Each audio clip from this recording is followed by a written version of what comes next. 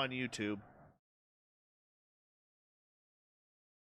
Hi, everybody on YouTube. Hey, how you all doing? Welcome back to another edition of Spaced Out Radio. Tonight, we got a beauty for you. Yes, we do. Dr. Bruce Maccabee. It does not get better than this when you have somebody of his ilk, his stature, his knowledge, talking everything UFO tonight. Man, are we lucky? Are we lucky once again here on this show? And we owe it all to Corns, the booking guy. Well, let's give a quick shout out to everybody in our chat room so far as you guys start to move on in. Don't forget to give us that thumbs up. Kimberly, you're looking beautiful tonight. The Ronald Penton, good to have you back, my friend. Howdy, Cat Chaser. Thanks for coming on in. The awesome and talented Tiffany Weiss is here, everyone. All the way from the UK, we have Andrew Fricker. Brett Lewis is here, which means we can officially start the show. Hello, Big Harry B. How are you, my friend? Good to have you here. Steph Dickey, you are looking gorgeous in Florida. Jack Clark, always a pleasure. Fast Hemi and Worsley, thank you for coming on in. Howdy, Bee's Nest. Human Carl's here, everyone. Human Carl, one of our favorite veterans who listens to this show. We love you, Human Carl. Thank you for everything that you've done for your service, man. Appreciate you. BBD Warrior, hey, and your mom listening over in England. Thank you so much. Good morning to you, Mom. And Warrior, thank you for joining us and introducing our show to your lovely mother. Ninja, thanks for coming on in. Zach, good to have you here, my friend. Thank you. Adnome, thanks for coming on in. Chunky Sloth, always a pleasure, my friend. Hey, there she is, the official greatest athlete from Alaska. Alaska's greatest athlete, Ladybug Bigelow. Good to have you here, beautiful. Hello, Go66. Boo to you. Adnome. Yeah, how are you, buddy? Human Carl with a $5 super chat right off the bat.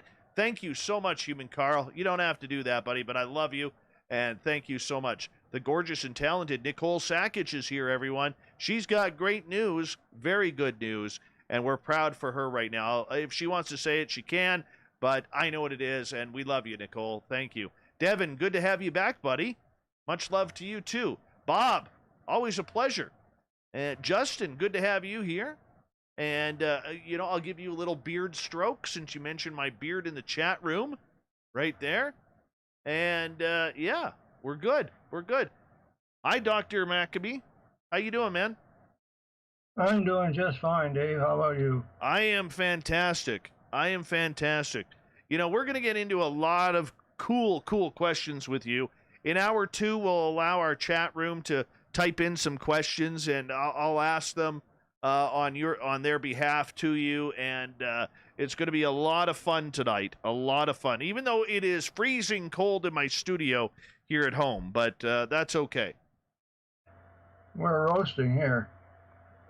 Yeah, I've had 7 inches of snow that started falling yesterday morning at 11:30. Where are you located? I'm in central British Columbia. About as far away from here as you can, as from where I am, as you can get and still be on land. Oh, pretty much. It's only another 30 hours north to Alaska, though. Well, you can leave all the snow up there. Yeah.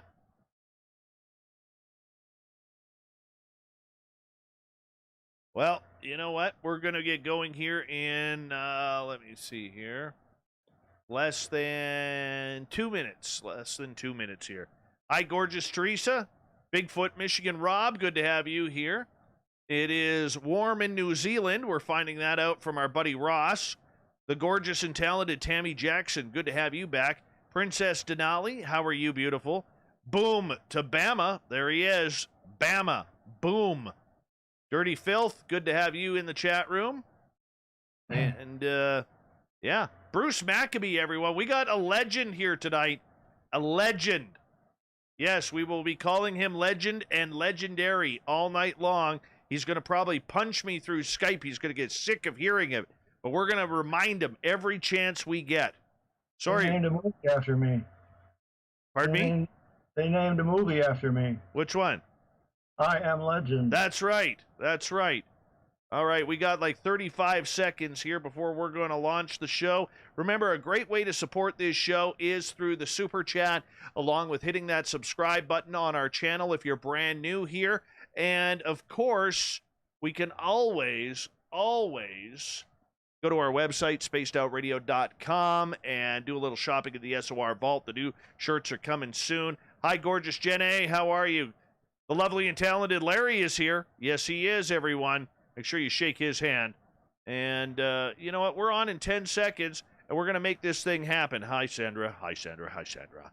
All right. Here we go. 5 seconds, everyone. Enjoy tonight's show. Hi, Eva.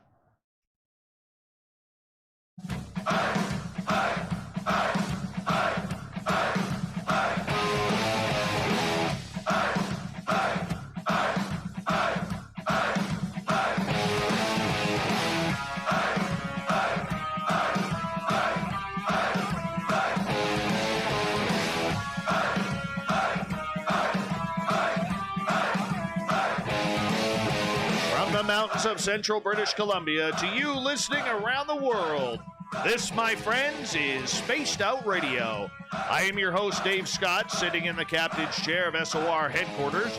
We welcome you to tonight's show on our terrestrial affiliates around North America and digitally on TalkStream Live and Revolution Radio, along with KPNL digital radio as well. If you want to take a listen to our archives, they are free for you at youtube.com/Spaced Out Radio. Do old Davey the favor, hit that subscribe button. Follow us on Twitter at Spaced Out Radio and on Instagram at Spaced Out Radio Show.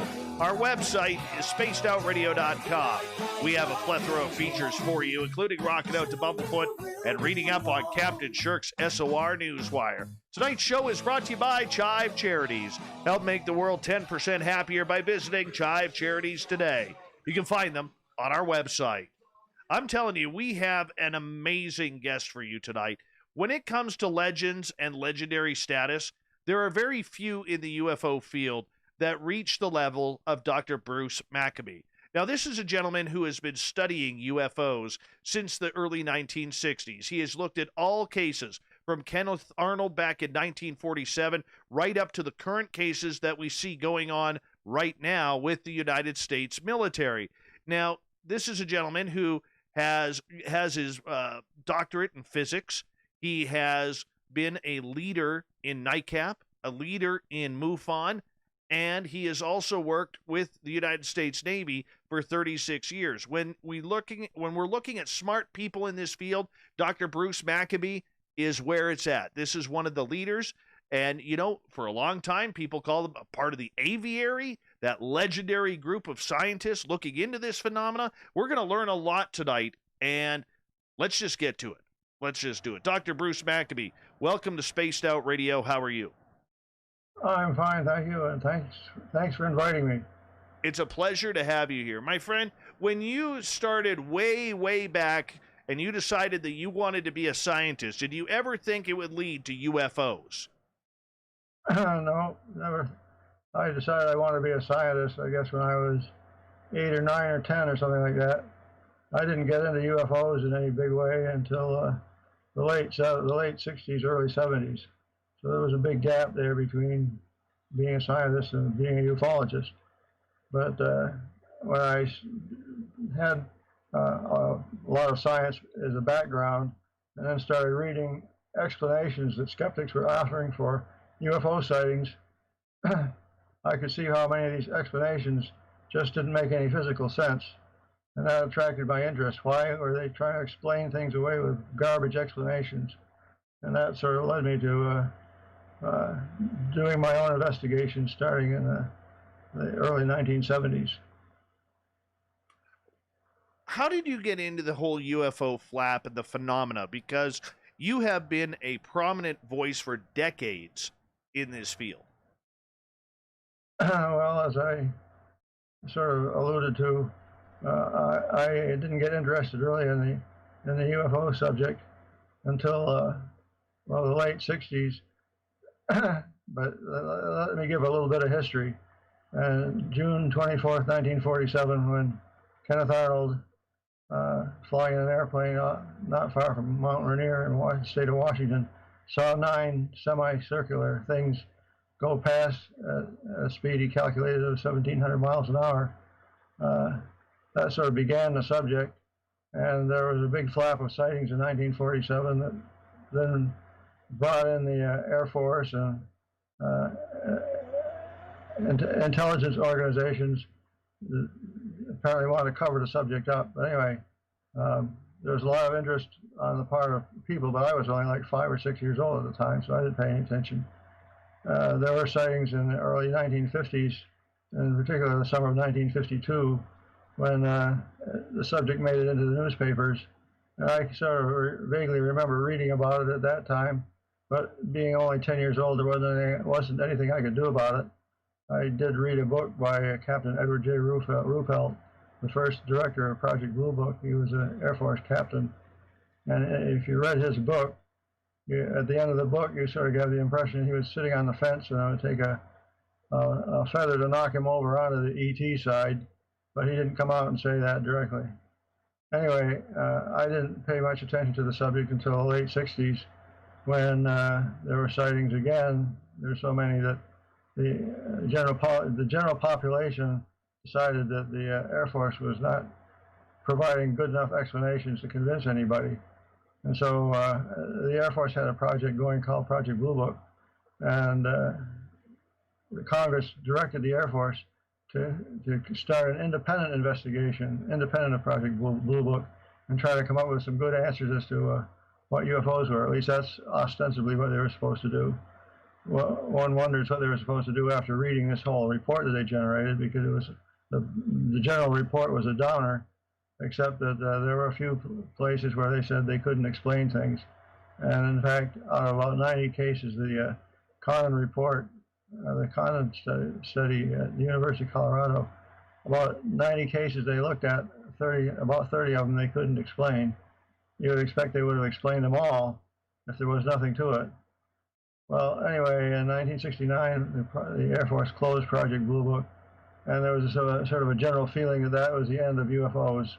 Wouldn't be around anymore. There was nothing to all the sightings that had occurred. It was all a big mistake, misidentifications, hoaxes, and the delusions and so on of witnesses. And then in 1973, in the late summer of 1973, there was a big flap that occurred. It was like, we're back. UFOs were all over the place. A couple of major sightings were a sighting where some Army guys in a helicopter were in a helicopter when an object flew by and lifted the helicopter up, even though the captain operating the helicopter had a lever pushed that would make the helicopter go down. That was the coin helicopter case. And there was the 2 guys who were abducted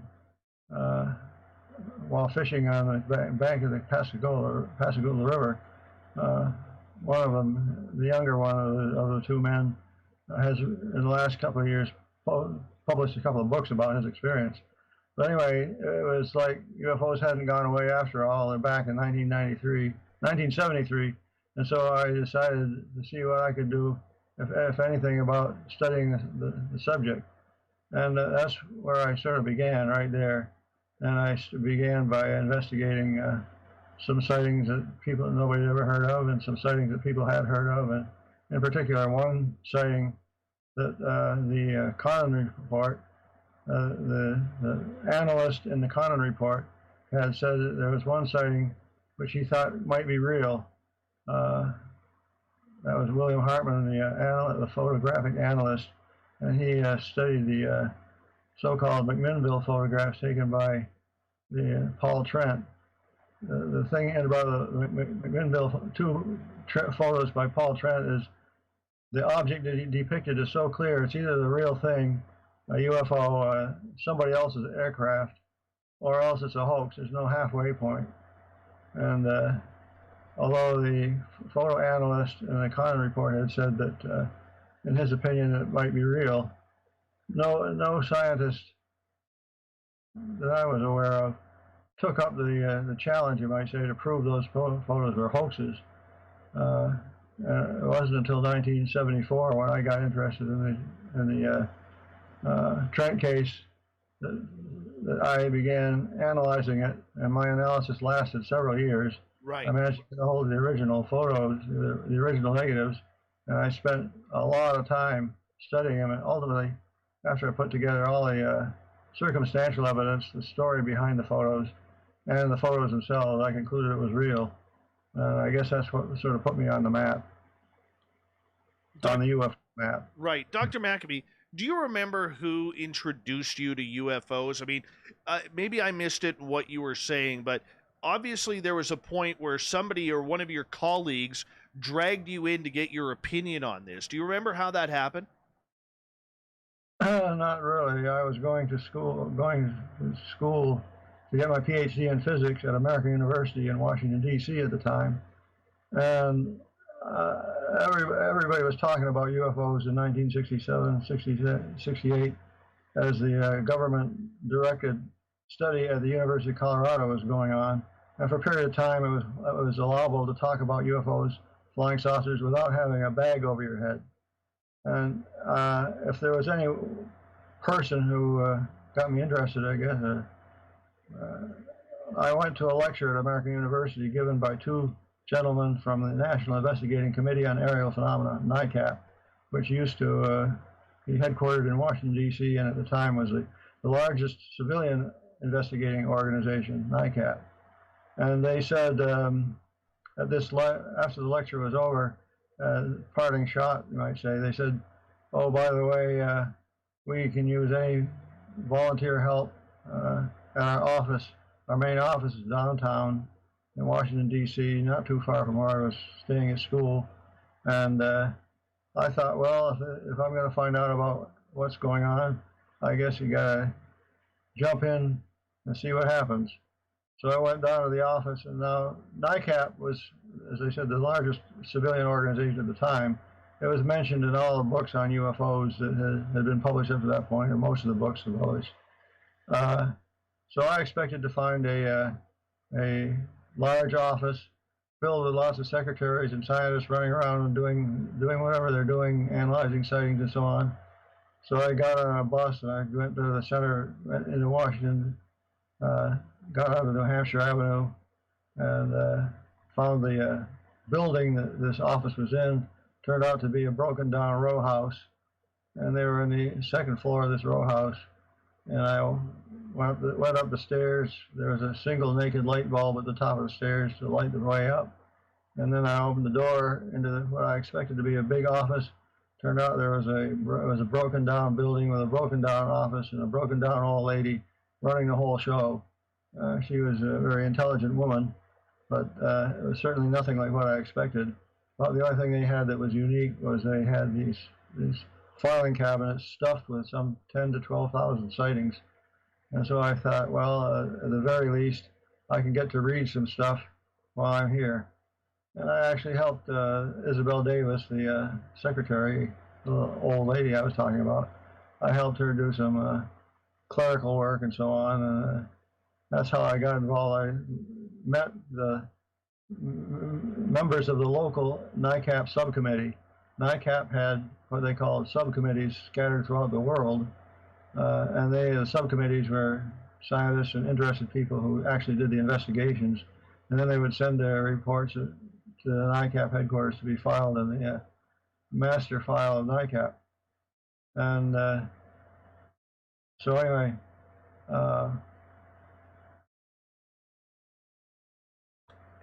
when we look at the history that you have had with UFOs, I know this is a question you have been asked probably about 1,000,000 to 2,000,000 times, but do you believe that UFOs are not only here, but they are from another planet? Because in today's ufology, what we see with the TTSA and a lot of these other groups, we're not allowed to say aliens and UFOs anymore. We're not allowed to combine the two. Everything is UAP.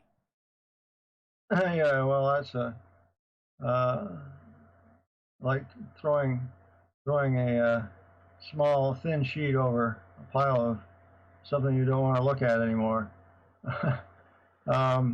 first of all, let me say that I am a partisan of the ET explanation, not because I can prove it, but it's sort of like the simplest thing. It basically says creatures of some sort, could be us, manage to travel from one place to another, and they win because they have gotten here before we get there. They're flying around doing whatever they want to do, but they are solid craft with solid creatures inside and so on. And I choose that because that's the simplest, as I see, the simplest possible explanation. After all, I can do that myself. If I wanted to take the time to travel to the nearest star, I could do that. I know how I could do it. It'd take a heck of a long time to do it, but I know how I could do it. If somebody says, oh, they're time travelers, or they're space travelers, they warp space, or they are in another dimension or something, I don't know how to do any of those things. I know what 3 dimensions is like, but four dimensions with time, but I can't imagine a situation where you have 4 space dimensions in time. And that says I have the same problem with people talking about warping space to go from large distances in short times. That may be true. Maybe you can, we think you can pack yourself in a spaceship and go zipping off towards some other planet. And if you can go fast enough, you may be able to make it in a short time compared to your clock. The clock traveling with you might be a couple of years of travel time, whereas somebody back on Earth would think it's going to take you a long time to go there. But the point is that I don't know how to do that. Can I figure out some way to collect enough energy into one small volume to warp space around that volume, or is that just a pipe dream? So anyway, I'm on the ET side at the present time. In all of your research and everything that you have done, have you ever come close to a close encounter of the third kind or higher? Me personally? Yes. No.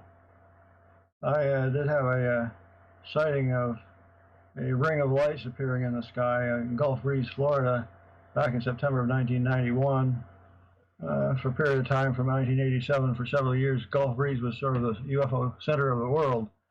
And I was there in September of 1991 when a ring of lights appeared up in the sky. That's one little piece of a very large story. But I was prepared to debunk this thing as a manufactured ring of lights on a framework supported by balloons or something like that. In other words, a hoax. I was prepared to call this a hoax, but when I saw the thing, I thought it stretched the hoax hypothesis beyond the breaking point. So I consider that to be a UFO experience at the present, as I understand it at the present time. But I haven't had anything else that. Do you feel a little ripped off? What? Do you feel a little ripped off? You didn't get to meet some aliens? Well, I hadn't really thought about the rip-off aspect of it. I don't know if I deserve better or not. Maybe it's better that I stay clean. That way people can't say that I'm nuts. And where they might say anybody who is a witness can't be an investigator of his own case or something like that. When you look at the entire phenomena over the 60, 70 years that you have been looking into this, does anything shock you any more regarding this subject?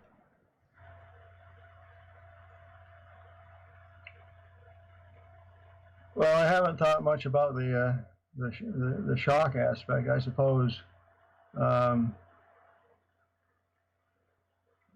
seeing something that you know can't be true, and I've seen some things like that. It's shocking, but it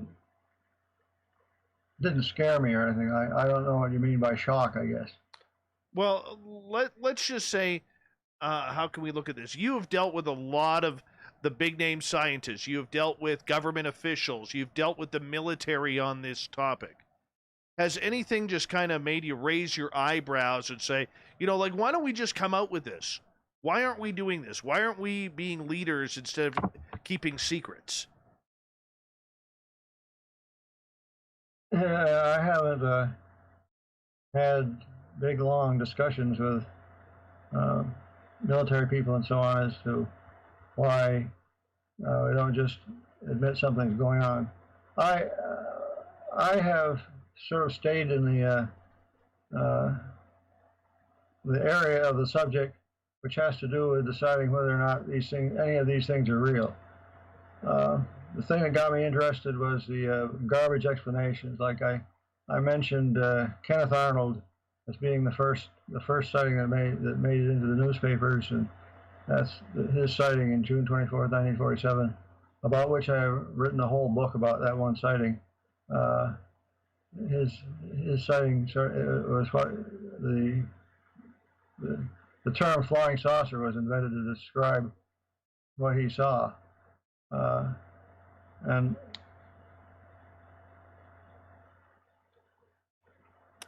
When you look back on your careers, we got about 2.5 minutes before we have to go to break here. Is there anything that you haven't accomplished yet with the UFO field that you would like to see accomplished? well, I guess I never succeeded in convincing the skeptics, in spite of all the effort I put into studying sightings. As I was saying, my goal in studying sightings has been to find one or more that absolutely cannot be explained any other way than that something unusual is going on.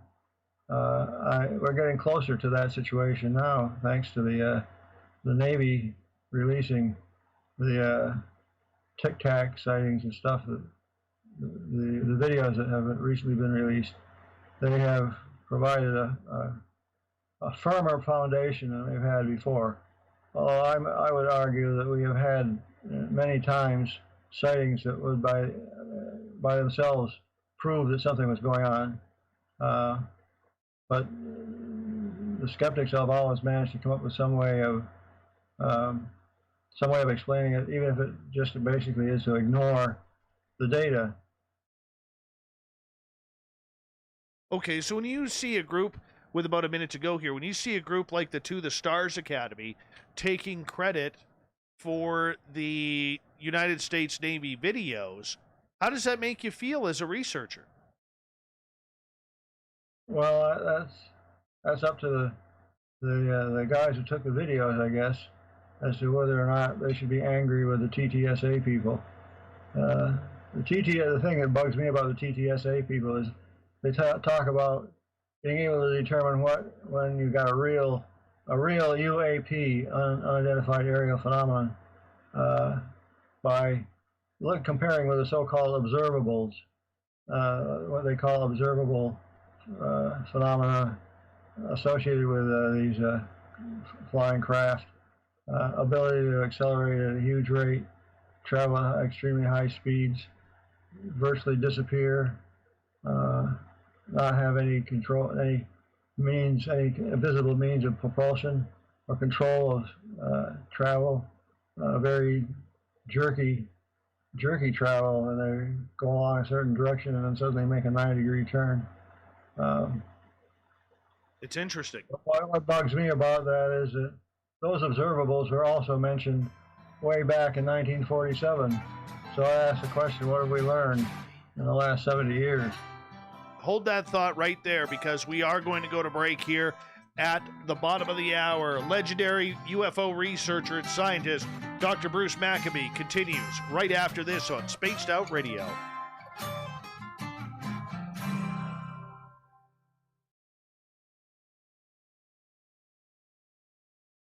This is awesome.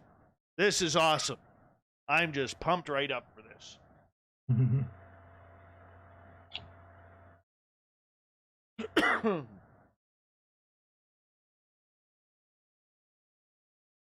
You having fun yet? I'm having fun.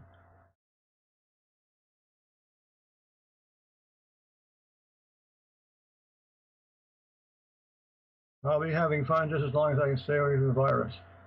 Yeah, me too. Me too. That's why I eat a lot of hot sauce.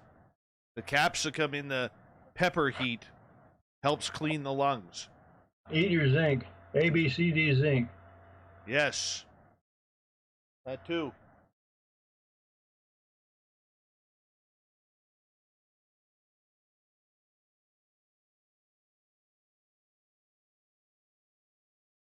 So where are you? You're in Ohio, right? Yes.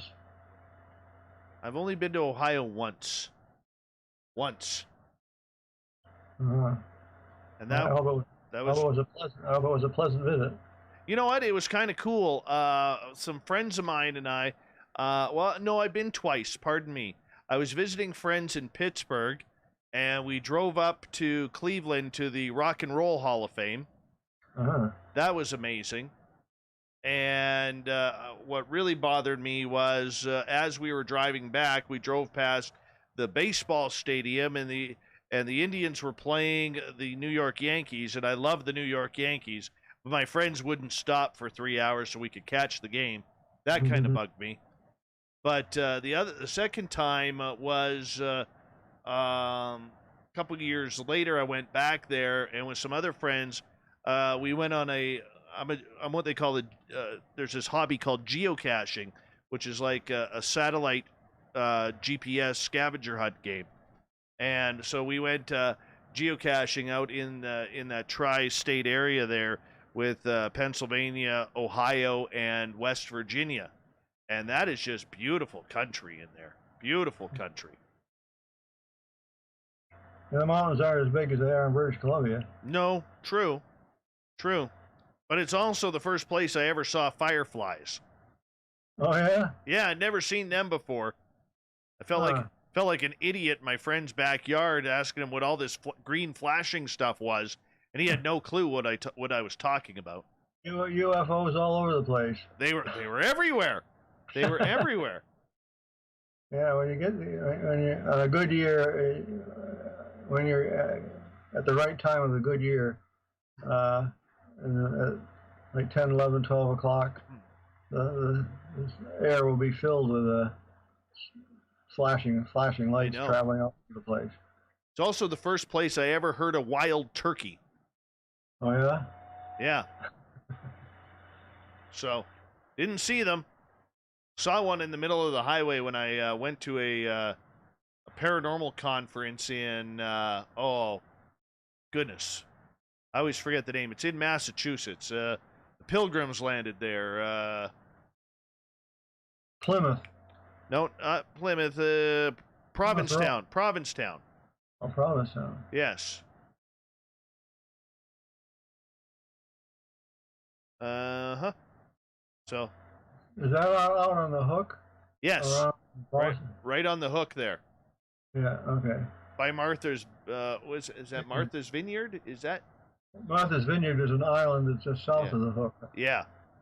Yeah, that's gorgeous area. Imagine my freak out session when the worst movie ever that I've ever seen scared the daylights out of me is Jaws, and you walk up near the water of Provincetown, and there's giant billboards saying, be careful of the water. We do have great white sharks in this area. And all I'm thinking of is, if I see a fin, I am running. I don't care. I'm getting off of this place. It's just not cool. It's not cool. Well, I have a memory of the one time I was out on the hook south of Boston, and then around on the hook of Massachusetts. There it was summer of 1990, I think it was. The summer that the Soviet Union collapsed. Yeah. It was also the summer that Hurricane Bob. Now, we had planned our vacation. We were going to go and visit. Actually, we're going to go and visit Bud Hopkins, who had a house in Truro, right, which is out near Provincetown. So anyway, we had a motel rented right on the south shore of that hook. I forgot what you call it, the hook area itself, but Hold on to that story, my friend. We're back in 2 seconds here. Hold on.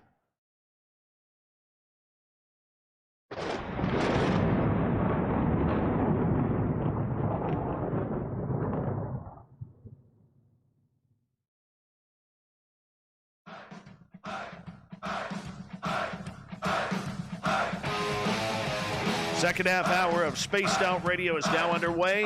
My name is Dave Scott, sitting in the captain's chair of SOR headquarters. Thank you so much for taking the time to join us tonight. Really appreciate it. I want to remind you that if you miss portions of this show or others, check out our free archives by going to youtube.com/Spaced Out Radio. Do old Davey the favor, hit that subscribe button. Our website is spacedoutradio.com, where we have a plethora of features for you, including rocking out to Bumblefoot and reading up on Captain Shirk's SOR Newswire. Follow us on Twitter at Spaced Out Radio and on Instagram at Spaced Out Radio Show. We continue our UFO chat tonight with legendary researcher Dr. Bruce Maccabee, and if you want to check out a lot of his work, go to his website, brewmac.mysite.com. That's BRUMAC, brewmac.mysite.com. Mr. Maccabee, welcome back. Thank you. And my site is spelled MYSITE. Thank you. Appreciate that. I want to ask you right off the bat, one of the terms of where I learned your name as a budding journalist in this field is through the Aviary. Did you ever know you were part of the Aviary? By acclamation, I was part of the Aviary. I didn't ask to be part of the Aviary. But the Aviary has got a big mythology associated with it. It sort of grew by itself. People who are interested in pursuing government cover-up very often got Aviary names if they interacted at all with Bill Moore and Jamie Chandray. The whole idea began in the early 1980s when, first of all, the publication of the book, The Roswell Incident, alerted the cover-up guys that somebody was on the right track saying that Roswell was a real crash. And not too soon after that book came out in the fall of 1980, Bill Moore, according to the story as I recall it, Bill Moore got a phone call from a secret agent. Many years we find out that this is a guy by the name of Richard Doty. And so anyway, Bill gets this phone call, and Bill told me that the caller told Bill that Bill was the only person who was barking up the right tree, you might say. And from then on, Bill got documents from that just sort of ended up coming in his mailbox one way or another. He had, at that time in the early 80s, two primary undercover sources of information, and he gave them names, Condor and Falcon. And that was the genesis of the Aviary. Condor and Falcon soon added on to them some other bird names of people who were supplying information to Bill Moore. I managed to do some work on the testimony of a guy by the name of Hawk, which is on my website. It's very interesting. If Hawk's testimony could be proven, that would have blown the cover up right by itself. But anyway, various people who provided Bill and Jamie with information became birds one way or another. And pretty soon there are several dozen birds, I guess, in this aviary. No, there was never any meeting of the aviary. People think of the aviary as a working group of people, but the work that was done by the aviary people was basically whatever they were doing at the time. There wasn't any, at least I was not aware of any big coordinated effort on the part of so-called aviary members. It became really more of a laughing stock of the subject than an important group of people.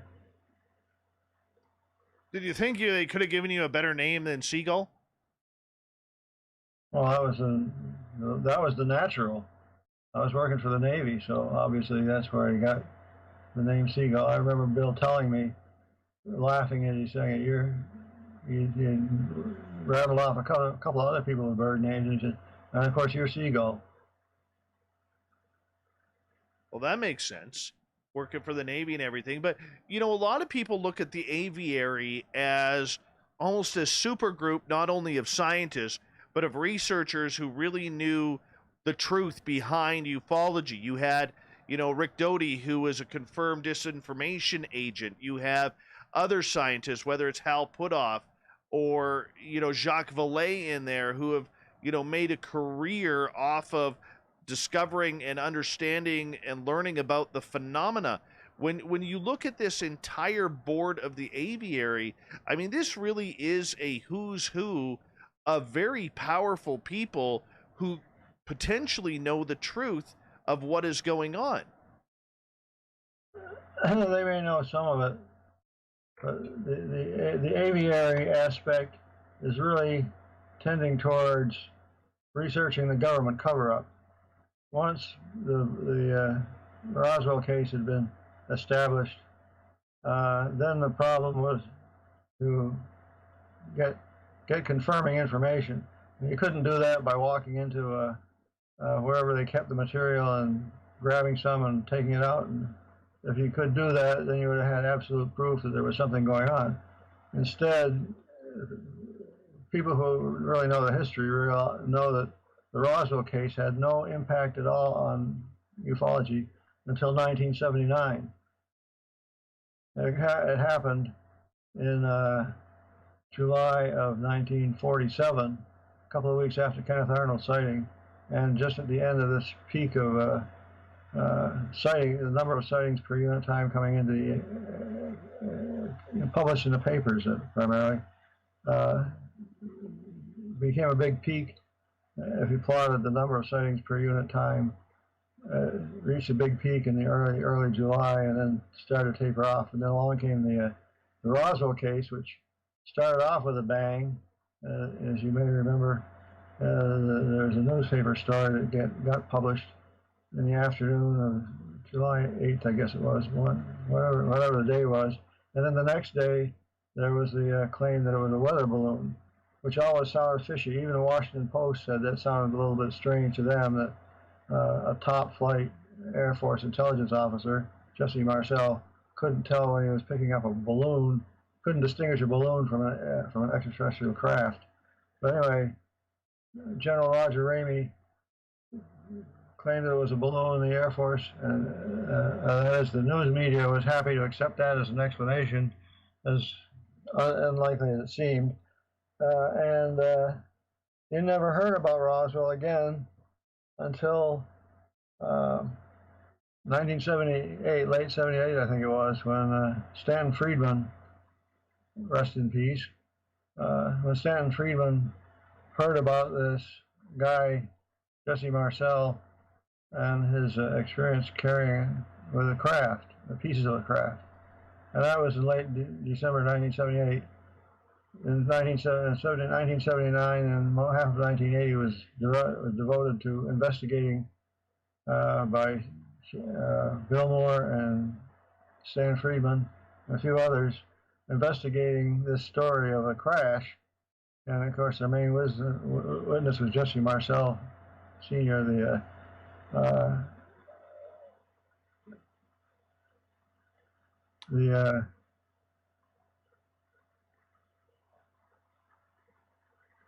I got to ask you, in regards to Roswell, how come we don't hear so much about St. Augustine? We believe, according to Stanton Friedman, God rest his soul, that both of these crashes happened at nearly the exact same time, leading some, including Dr. Friedman, to believe that there may have been a mid-air collision between these two craft. Yeah, well, if you track down the reason there's not so much stuff on a St. Augustine crash, if there was one, is that there wasn't a totally believable first-hand witness to the subject. There was notes in a notebook by a guy, I can't think of his name now, who was in the area at the time, in the plains of San Augustine at the time, but there was no witness testimony comparable to what they were able to get out of the people who were at the Roswell Army Base at the time. They started off with Jesse Marcel, and he told his story, and then Bill Moore and Chandray did all the investigation they could to confirm or deny what Jesse Marcel was saying, and they basically confirmed it. They found other witness support, people like Lydia Sleppy, who was operating a teletype machine, typing out a message to a reporter on the crash, and all of a sudden the machine stopped working, and then it started typing a message back to her saying, don't continue this message. And the radio station where this teletype was subsequently told that if you say anything about this, you'll lose your license. Bottom line is that there was Jesse Marcel and a string of other witnesses, and there wasn't any comparable testimony from the San Augustine estimated guessed at crash. Okay, so do you believe that scenario? The plains of San Augustine are something like 100 miles west of the Roswell crash area. Maybe not 100, but somewhere, something like that. And as I said, there wasn't any clear witness to it, as I recall. Well, just Gerald Anderson, who was 5 years old at the time. I mean, that's all we got. Right. Well, that's what I mean. There wasn't any clear witness. Right. When you look at everything regarding crash sites and UFOs, do you believe that there is a hidden facility, whether it's at Area 51, Wright-Patterson, or somewhere else of that nature, where we are storing these craft? Well, I don't know how many crafts we're talking about, but we got at least one at Roswell. And I've always said, if there's any hardware available, it's bottled up so tightly that most people don't know it even exists. And there's no point in, there may be now, things have changed because of this Navy stuff we mentioned earlier, but up to the last couple of years, there's been no real reason to try to beat your head against the wall getting information out of the government that's going to prove that UFOs are real and they're crashed discs and so on, because anybody who knows about it is just going to deny it, and the chances are that the investigators have not even found anybody who knows about it. In other words, it's at least a second level cover-up. What, in your opinion, is being covered up? Well, the most general term would be UFO reality, I guess. What I've called non-human intelligence is driving around in their hot rods, capable of instantaneously acceleration, traveling from 0 to 60 miles an hour in a microsecond or something like that. You may remember 20 or 30 years ago when the VW Bug with its 30 horsepower engine would go from 0 to 60 in 5 minutes or something like that. But these craft will go from 0 to 60 in a small fraction of a second. Anyway. Dr. Maccabee, when you were, finally retired and able to focus on this full time, what changed in the way you were able to research this? Did it become harder for you to find information? or were your contacts still quite open in discussing the subject of this phenomena? Well, contacts were open. A lot,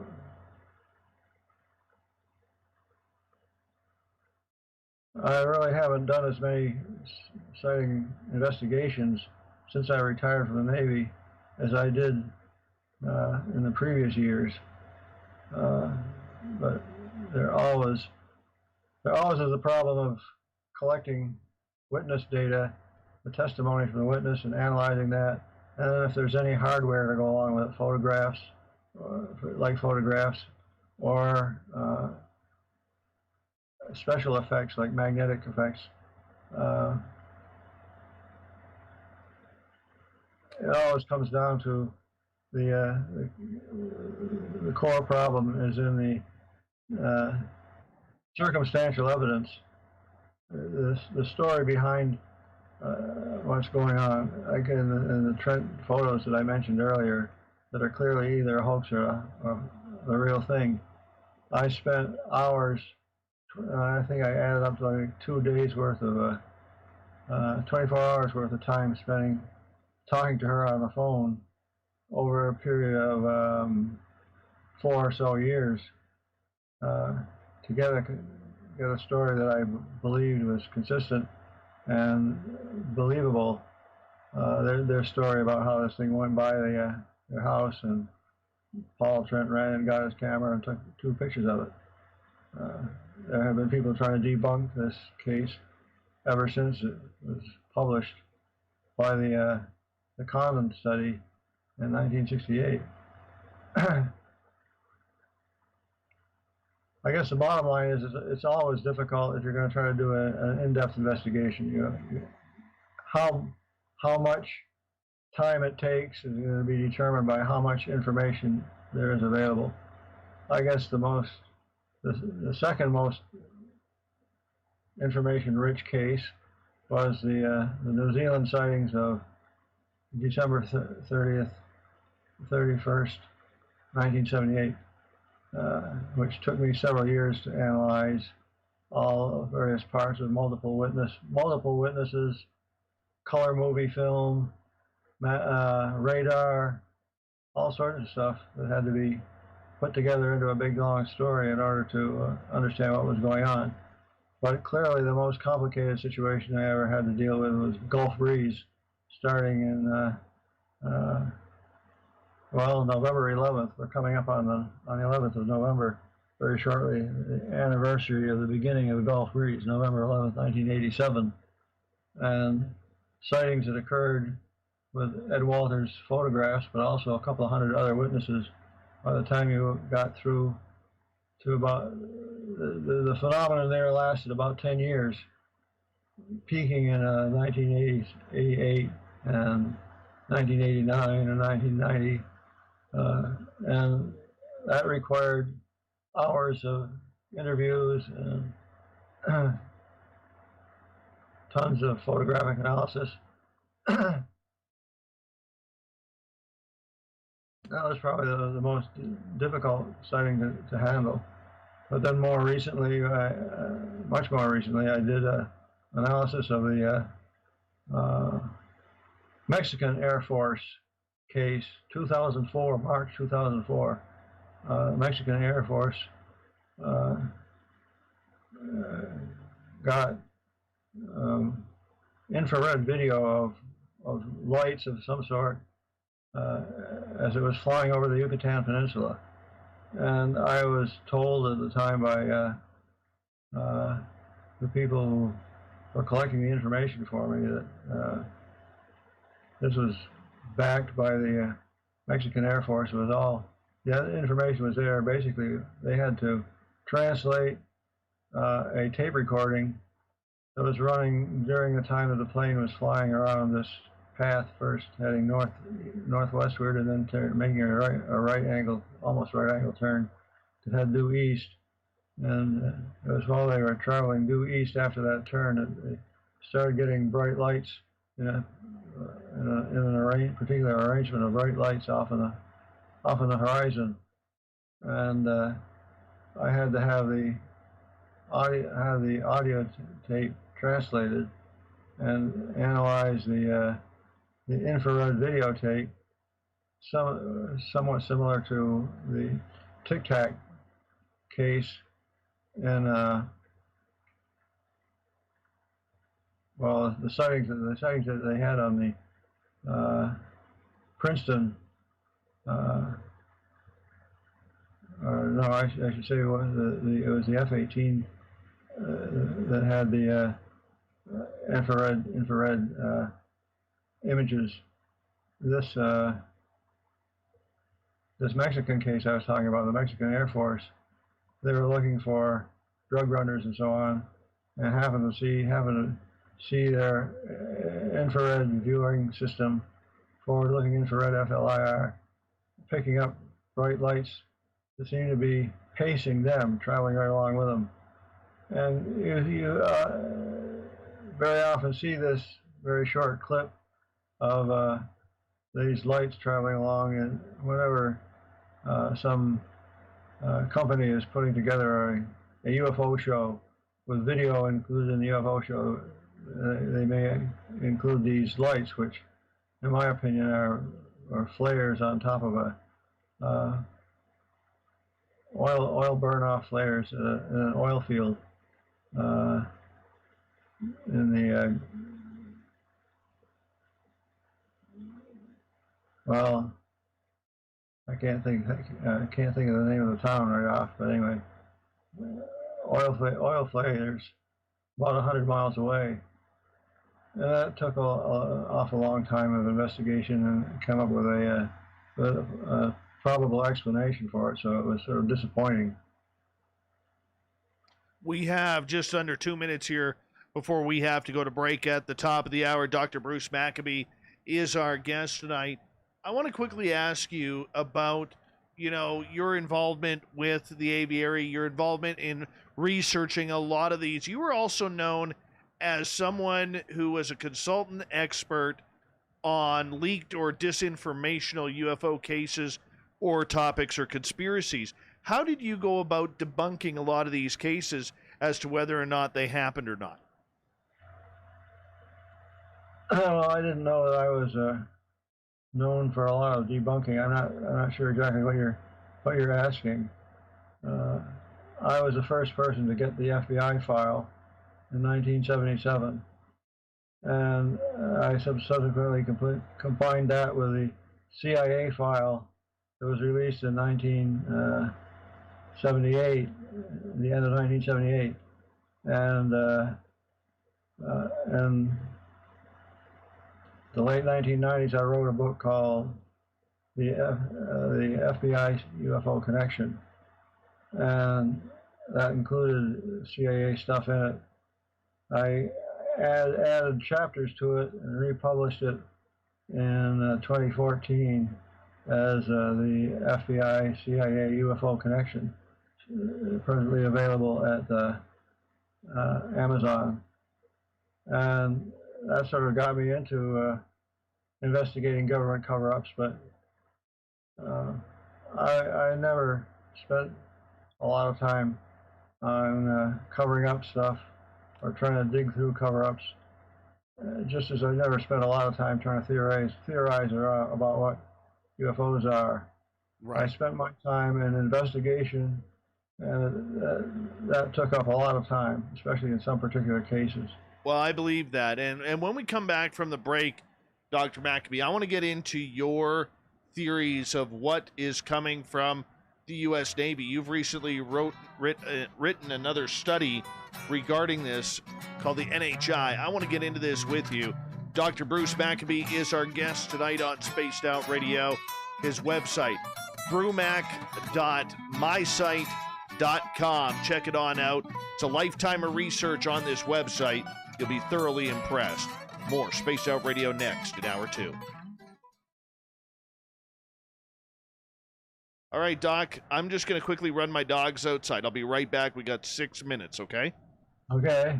Foot thaw. Be right Come back. tune in to SOR where you can hear me rock out with Little Brother Is Watching, the official theme song of Spaced Out Radio. And then come on over to bumblefoot.com where you can find out about my tour schedule, my music, and everything else. Bumblefoot.com keeps you up to date on what I'm doing and the best way to stay in touch with my music and music camps.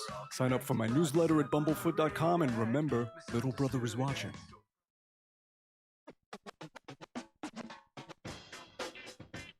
The SOR Vault is open for business, and we have some cool swag for you to pick up.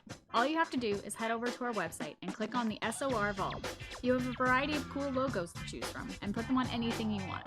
T-shirts, hoodies, hats, coffee mugs, you name it, we can get it to you.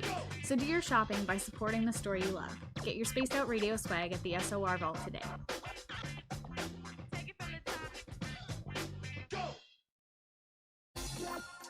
For the price of 1 cup of coffee a month, you can become an SOR Space Traveler.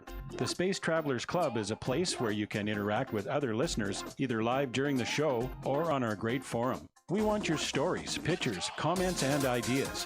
You'll get live video streams, exclusive content, and be a part of our newsletter. Stay in touch with everything SOR. The Space Travelers Club is just $5 a month at spacedoutradio.com.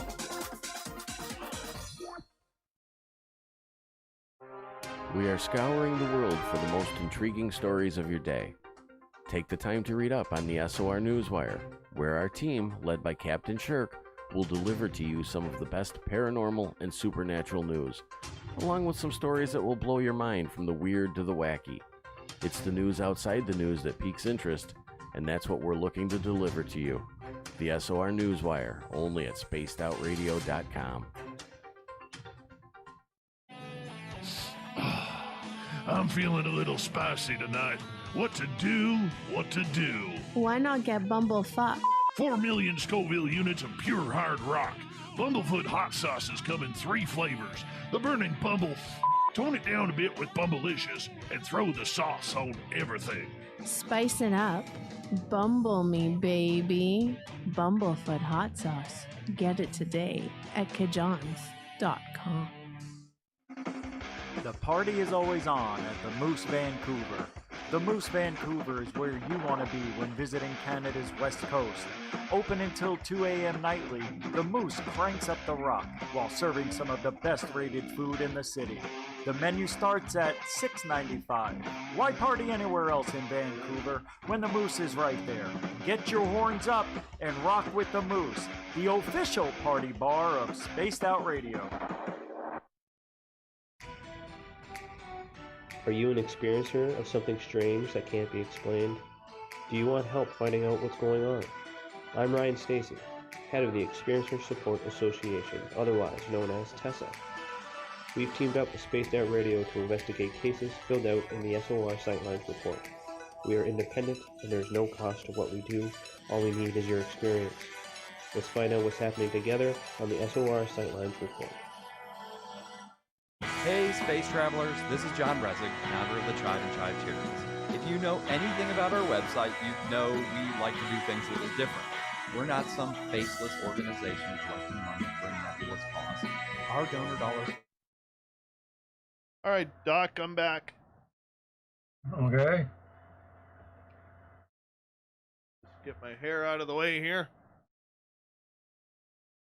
There we go. All right. Let's see what we got going on here. Each time. We've got just over 2.5 minutes, or just under 2.5 minutes.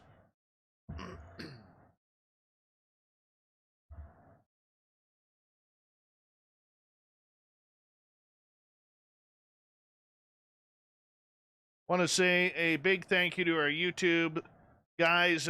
Brett Lewis, thank you so much. Vinny for a couple of super chats. Bigfoot, Michigan Rob, James Short, Bob Acrylic, and Human Carl for the super chats tonight. Really do appreciate each and every one of you, man. Thank you so much for the love and the support, and everybody who has hit the thumbs up and down, along with our new subscribers that have jumped on in. We really appreciate you taking the time tonight. Thank you so much. Excuse me.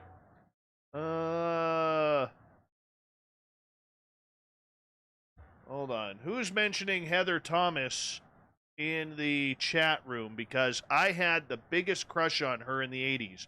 I had every poster of Heather Thomas that there was. The one in the pink bathing suit was my favorite. It was totally my favorite. Oh, I still love her.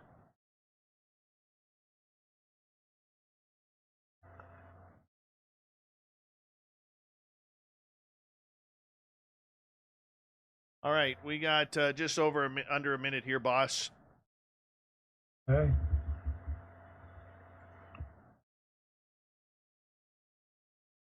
Oh, Stunt Brat, you were a stunt double for her. Oh my. Was that on the Fall Guy?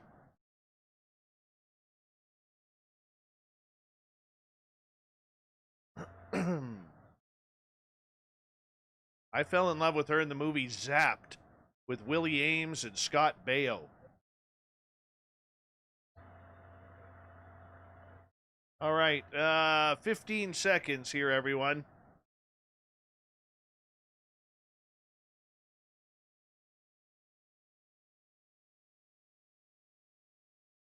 Here we go, everyone.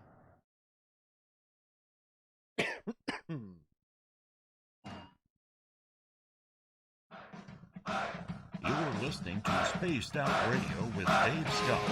Follow Dave on Twitter at Spaced Out Radio and on Facebook, Spaced Out Radio Show.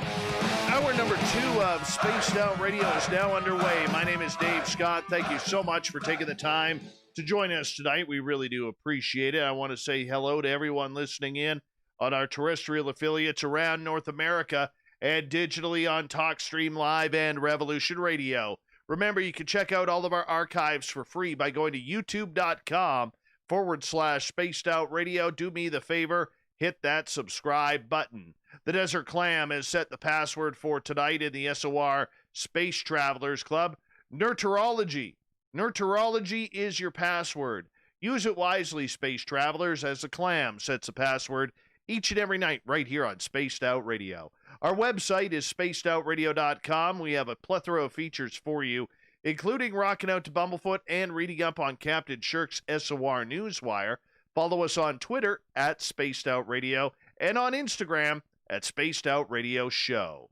Tonight we talk with legendary UFO researcher Dr. Bruce Maccabee. His website is brewmac.mysite.com, and we are going to get into one of your latest studies here that you have done, sir, which is absolutely incredible in regards to what you call the NHI. You released this in October, just so a month ago, or less than a month ago. What led you to this study? Well, we had mentioned earlier the Navy sightings. The one that's gotten the most attention, I guess, is the Tic Tac sighting. But the capabilities of these apparent craft to do all sorts of strange things that we can't begin to approach, mainly extreme accelerations and high speed and so on. Now, there has been all along since this subject began, even with Kenneth Arnold, the first publicized sighting, the thought that human beings couldn't withstand the accelerations that these things undergo. An example of acceleration being a right angle turn. I have a testimony from my grandmother, of all people. In 1947, Grandma was out hanging up the clothes in Greenfield, Massachusetts, when all of a sudden she said, she recalled this for me in 1965 or 66, I think. Anyway, she said 2 round, shiny objects were heading westward, came over the top of a mountain that was right next to where she lived, and suddenly made a right angle turn headed north. Grandma was not an aerodynamics expert. She was not a physicist, yet she knew that things don't make right angle turns. And this right angle turn aspect has been emphasized by the people talking about the Navy reports of sightings when they were doing their maneuvers.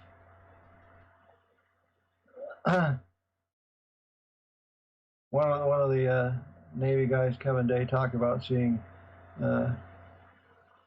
extreme accelerations as one of these things would start at 28,000 feet and drop down to the surface of the ocean in 0.78 seconds, according to the measurements made by the spy radar on the Princeton destroyer. Anyway, we nevertheless, ever since this subject began, there's been the feeling that some sort of an intelligent creature of some sort is driving these things. They're not. They could be all mechanical, I suppose, but seems to me more likely that they are intelligent, but there seems to be a resistance to the ET hypothesis. Why couldn't it be something else? Time traveler, dimension traveler, whatever you can think of. So to make it more general and having to specify ET or something like that, I call it non-human intelligence, NHI. And we are confronted with the problem of what to do about these NHIs that are, well, I sort of get the impression they're playing with us. If you go walking along a country road and come to an anthill, do you bother to stop and talk to the ants? Or you can be real nasty and kick their anthill, I suppose. Otherwise, you just walk by and pay no attention to them, and they pay no attention to you. And you get the impression that that's sort of like what goes on with these NHIs. There have been reports of people being injured and even killed in Brazil and maybe a few other places in the world, but by far most interactions between human beings and NHIs are an avoidance type. They try to get out of the way if we come along, and people who see these things may try to run away themselves. So there doesn't seem to be any attempt on their part to connect directly with us, and yet I could imagine they wonder why we don't admit that they exist yet. Well, at least as the bulk of the population of the human race probably does admit that they exist now, but it might be just barely over 50%. People have asked me, why isn't it admitted that these things are real? There's so many witnesses, and I say it's sort of like what I call the emperor has no clothes effect. Lots of people will see these things flying around and deny that they've seen them or not mention it or whatever, and then somebody will stand up and say, "Hey, they're real," and everybody else will say, "Yep, and we knew it." That's sort of the position that these Navy reports have taken. Somebody standing up and saying, "Look, they're real." The Navy itself is admitting that they can't explain these tapes. Now, I don't know whether that's going to be remaining true or not. Somebody might come up with some sort of a conventional explanation somehow, but that hasn't happened yet. So anyway, then that leaves us with a reality of NHI, and what is it going to do for or against us? That depends on whether we face love, hate, or indifference. If they made us, they may love us, and they're going to help us or leave us alone, or at least not injure us. If they hate us because we don't do what they want, or I don't know what would be the requirement for hating an NHI, but anyway, if they hate us, then things could be bad for us. And more likely, what they seem to be doing is ignoring us. Love, hate, or indifference. Indifference, they don't pay any attention to what we're doing, unless we get in their way or they get in our way temporarily. The guy who was watching the radar on the Princeton destroyer, seeing these things drop from 28,000 feet, from 28,000 feet down to 50 feet above the surface of the ocean. He said the activities of these unusual things, that when they were flying at 100 knots at 28,000 feet with no visible means of propulsion or control surfaces that you would see on aircraft and so on, they seem to be doing their thing, traveling along, ignoring us. And it wasn't until we sort of perturbed them by flying towards them that they began to react in any way. And when they did react, they reacted in such a way that it was like they were saying, "Ha ha, look at what we can do, you can't catch us." And then they would go about doing their thing again. I gotta ask, what is your opinion of the new UAP task force? To me, as an outsider looking in, and many others I've spoken with as well, it really looks like there is a lot of naivety within Washington, D.C. regarding this topic. Is it really, or do we have that little information on it? Or if we have collected samples, such as Roswell, maybe Kecksburg, and other places, are those just not being brought to the forefront and still being ignored? Well, I suspect that the reason for keeping this stuff, the reason for not letting it all hang out, goes back, I guess, to the late 40s, maybe even before that. If they had that information on NHIs flying around before 1947, and there may be such information, and certainly there have been sightings of weird things in the sky over the last several thousand years. If they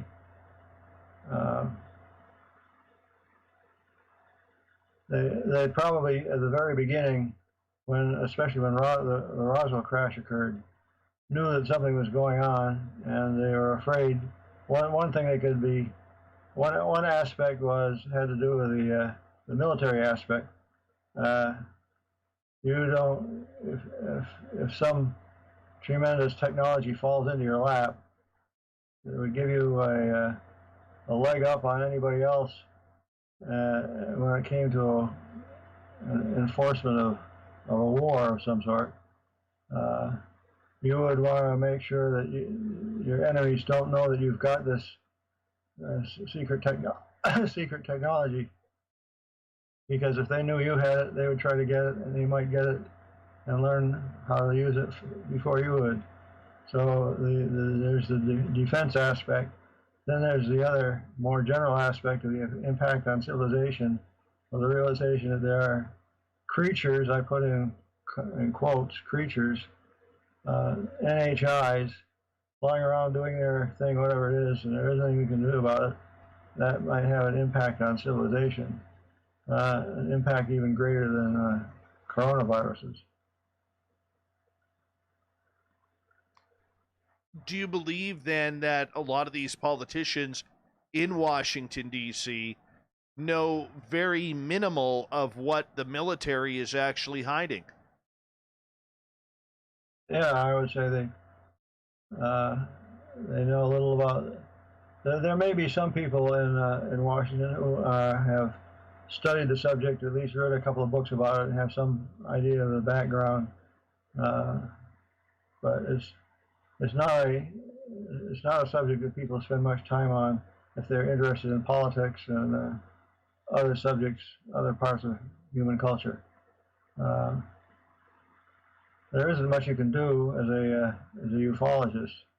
There's no school of ufology that I'm aware of. The only people who get any money for it are the ones who write books about the subject.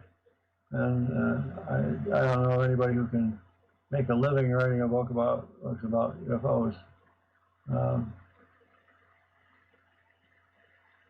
Okay, so with what would happen out in, with the Nimitz and the USS Princeton and everything like that, what leads you to believe that these Tic Tac type aircraft were actually of an extraterrestrial descent?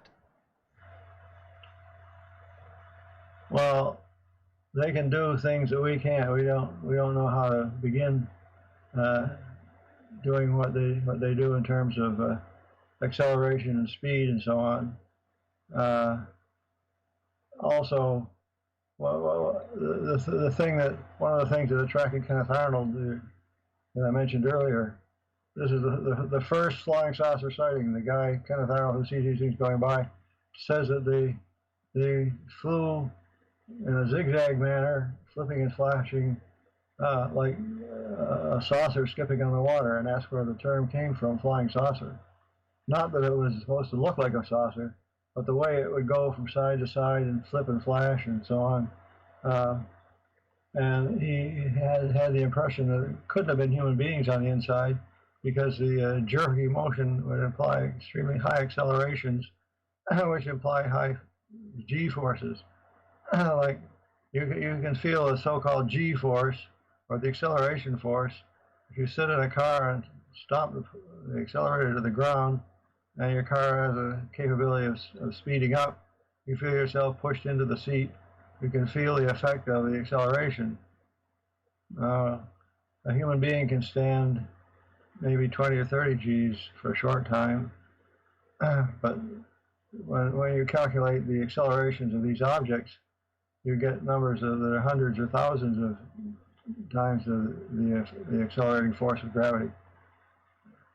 So the idea being then that either they're like us and they figured out how to counteract the G-forces, the acceleration force, or else they're totally different from us, and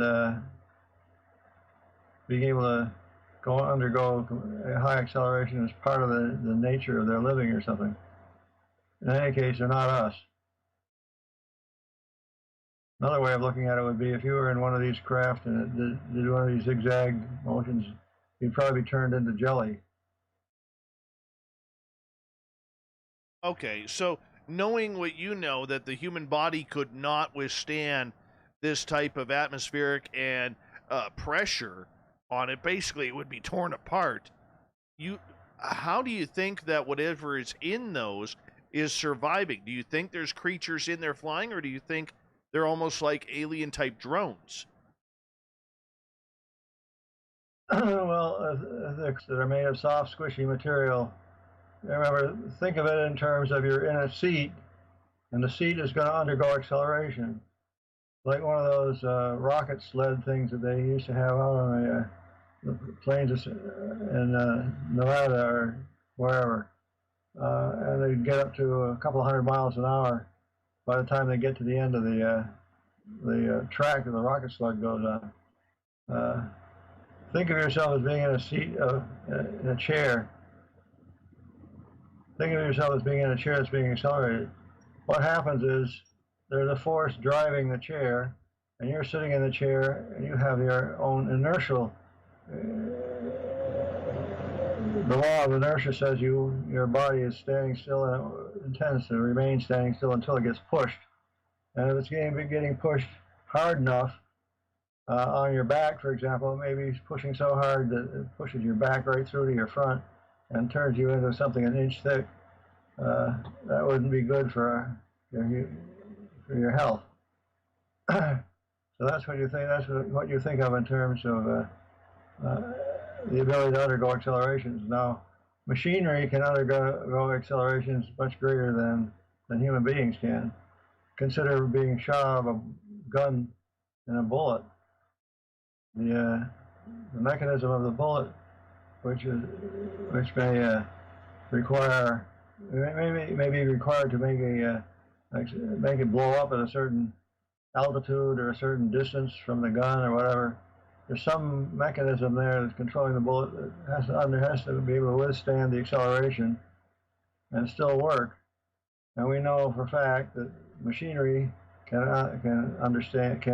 undergo high accelerations that would crush us.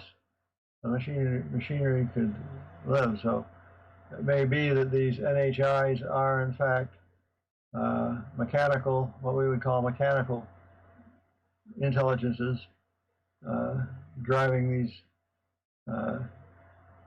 Tic Tacs or whatever, saucer-shaped things, whatever. I wouldn't be surprised if, well, there's two ways to accomplish this. One is you design a device which can understand the accelerations it's going to have to undergo.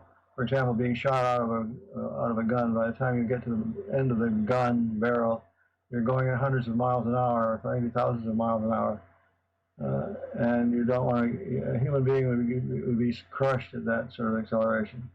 Another less likely possibility, but nevertheless to be considered, is you warp space around you in such a way that it's like you're in a box. Inside the box, you feel no acceleration at all, if it's warped correctly. The outside of the box sees you in this box as traveling at extremely high speed after a certain amount of acceleration. And you have avoided the acceleration hadn't crushed you because you created an inertial zone inside the box. But in order to be able to warp space to do that, we don't know. We don't have anything that will do that yet. Do you believe then that these Tic Tacs or whatever they are of extraterrestrial descent, and we're just afraid to admit to that? Well, yeah, extraterrestrial or something. I just say they're non-human intelligences. Oh, okay, let me rephrase that. You do not believe, with your scientific background and your study on this, you do not believe that what these are capable of and what we've been able to see, that they are not of any type of human science. I'm not aware of anything pointing towards the technology that would allow us to do what these things do. We're way behind them. Could it be from the future? Well, other people have suggested that as well. I don't know. I don't know how to do time travel. That's one reason why I just call these things NHI. They're some intelligence of some sort that's not human.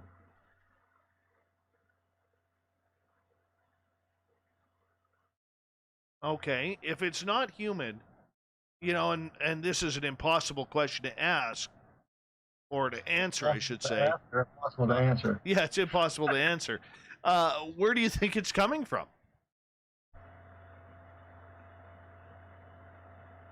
Well, I don't know. I haven't spent a lot of time theorizing on where it might come from. If you can say, well, if there were 5-dimensional space, 4 dimensions of space, and 1 of time, then they could come from another dimension of some sort. But that's just speculation. We don't know. We don't know that there are other dimensions. Every one of the possible ways, every one of the possible sources of these crafts that we have discussed so far tonight is based on largely speculation, except the good old ET get a dumb old spaceship and crank up your chemical explosive, or use light from a star or whatever. Essentially Newtonian mechanics, plain old Newtonian mechanics type of propulsion. My friend, I'm going to get you to hold on right there, because we are going to go to break here at the bottom of the hour. Dr. Bruce Maccabee continues the UFO talk right after this on Spaced Out Radio.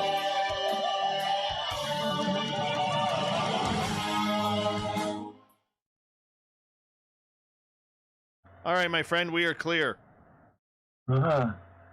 Well, I hope I'm coming across well enough. Oh, you're amazing as per usual.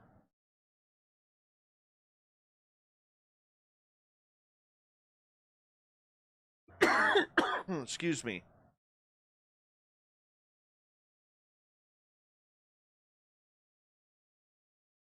I just hope I'm doing you some justice tonight. I think I'll mention a little anecdote related to Billy Ray Cyrus, who is in the news right now for saying he saw UFOs. His daughter just came out saying that she saw one. Yeah.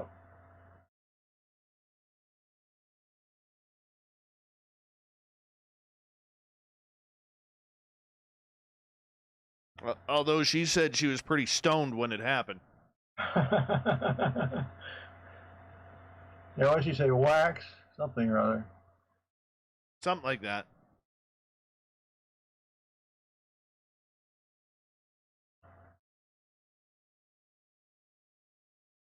I don't think I've ever seen a star brag about being stoned so much as she does.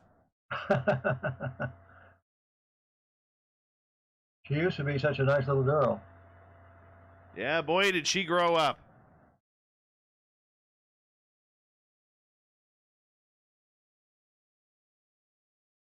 Yeah, sort of like being the antithesis of her father. But on the other hand, we don't know how many people he knocked up. Oh, who knows? Who knows? Billy Ray Cyrus tells Kelly Clarkson about his UFO sightings. I've seen some crazy stuff, he says. That's in Facebook. Outsider.com. Guaranteed he and Miley do a UFO show now. And they'll get paid big bucks for it. Right.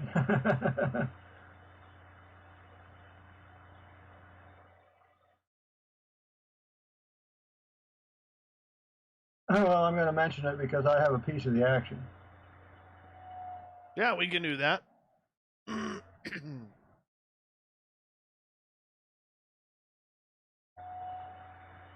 How much time we have here? Oh, we have just over 2.5 minutes. Okay.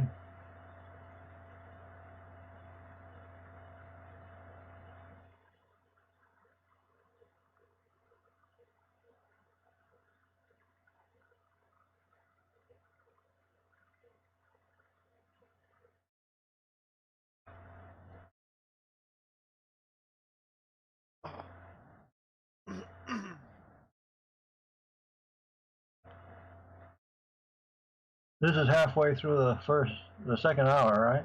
Yes, we have 1 hour left with you. Told you it'd fly by. Yep.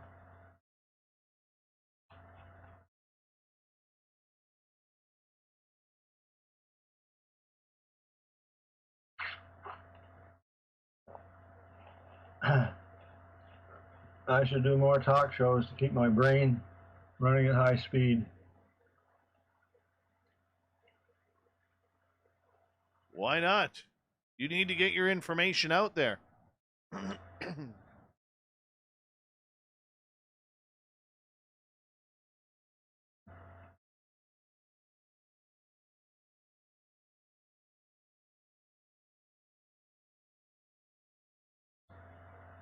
I totally think you should.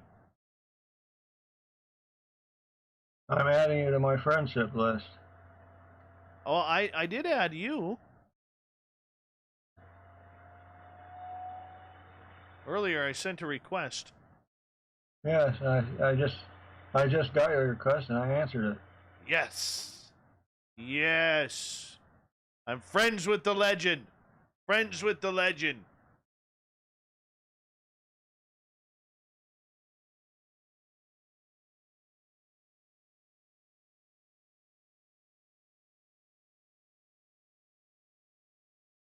Oh, Mike L., I apologize in your chat room to you and your family that your twins are now driving. I remember that feeling when my daughter first got behind the steering wheel, and I had to do a double take because I saw her as a 3-year-old standing in her summer dress, in her little white sandals, standing at the steering wheel going vroom, vroom. And then, there she was, driving. I feel for you, man. I feel for you. Bomber, you're looking like a bombshell tonight. How are you, gorgeous? Here we go, guys. We're going to get the show going right now.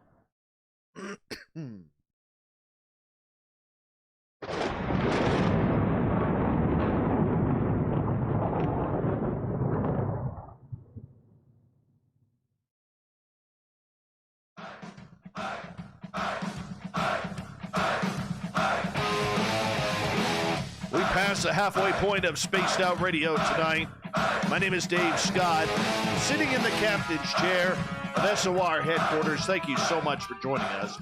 I want to remind you that if you have missed most of this show or others, check out our free archives by going to youtube.com/Spaced Out Radio. Do me the favor, hit that subscribe button. Our website is spacedoutradio.com. We have a plethora of features for you, including rocking out to Bumblefoot and reading up on Captain Shirk's SOR Newswire. Follow us on Twitter at Spaced Out Radio and on Instagram at Spaced Out Radio Show. Here we go with Dr. Bruce Maccabee once again here on the show as we are talking everything UFOs. We're going to step into Hollywood a little bit here because you think that Billy Ray Cyrus has some aliens. He's been seeing them UFOs. Right. Yeah, apparently there's a news story about him being interviewed by Kelly Clarkson and talking about UFOs. Everybody's going to be into UFOs nowadays, I guess. But it caught my interest because somewhere back in time, 2001, 2002 time frame, I was happened to be at his annual summertime big blowout for his fans at Thompson Station in Tennessee, a distance away from Nashville. And at that big party, I gave him a copy of a book I had just published called Abduction in My Family.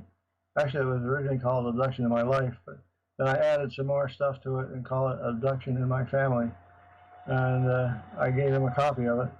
I can't say that he definitely read it. I know his tour manager did, and found it very interesting.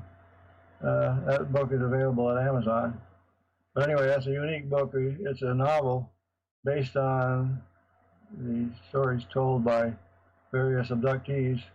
Plus, it's a novel written wrapped around a fact book. So by the time you get finished, you actually know some factual stuff about UFOs, as well as what people say when they're reporting their abductions. Do you think what we're seeing in Hollywood recently, with Billy Ray coming out, with Miley Cyrus coming out, with Demi Lovato now hanging out with Dr. Stephen Greer, trying to connect with CE5s with him and have that ET contact, do you think UFOs are making their popularity known in the pop culture now? Well, I think the pressure to keep it silent is reducing as a result of this Navy stuff. When you now have major newspapers like the Washington Post, the New York Times, and so on, reporting on UFOs without the standard ha ha ha ha ha ha built into the writing, makes it more likely that people will be beginning to tell their stories. My daughter claims to have seen a bunch. I don't know whether she has or not. It's always hard to say. Other people I know are now willing to admit that they saw something weird. And so it could be that we're watching this whole thing to break open even as we speak. But we'll just have to wait and find out.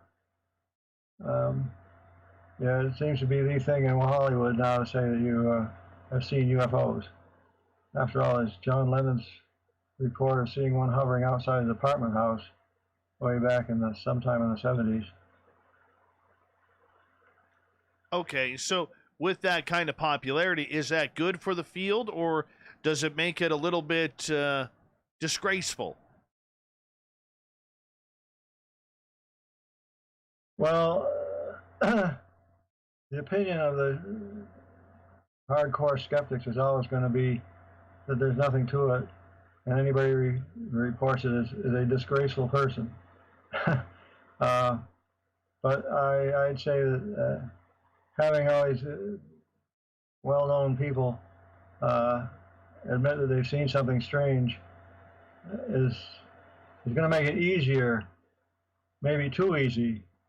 It'll get to the reverse situation where everything up there is a UFO, and people are seeing them all the time, all over the place. I certainly get a lot of photographic stuff. Some of it is good, some of it is bad, some of it is horrible. People will typically send me a picture, and it'll be a scene of some sort of a scenery, and in this scenery somewhere, usually up in the sky area, there'll be a dark image of some sort of a shape, and they'll send me to, I always ask what were the conditions at the time and so on, the circumstantial evidence surrounding anything. And they'll tell me, oh, I took this picture 5 years ago, and I filed it away, and I was just looking at it the other day, and I saw this dark thing up in the sky image, and could this be a UFO? And I have to say, I don't know. Did it do anything UFO-like? Did it suddenly accelerate and disappear? Did it hover over your head and you couldn't hear any noise? What did it do that would make it UFO-like?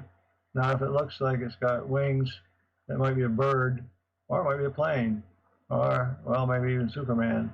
But typically, the image will be so indistinct that you can't tell what it is, and I have to write back and say, well, I can't, there's not enough information. So I know that people will be more likely to report weird things now than they were, because they're less likely to get scolded for doing that. As long as famous people admit to what they're having. Take for example, President Ronald Reagan. Ronald Reagan was governor of California in the mid-70s. When was that? He was the governor of California in the mid-70s, and he and the pilot and some passengers saw this object that seemed to be tracking their airplane. And then there was a famous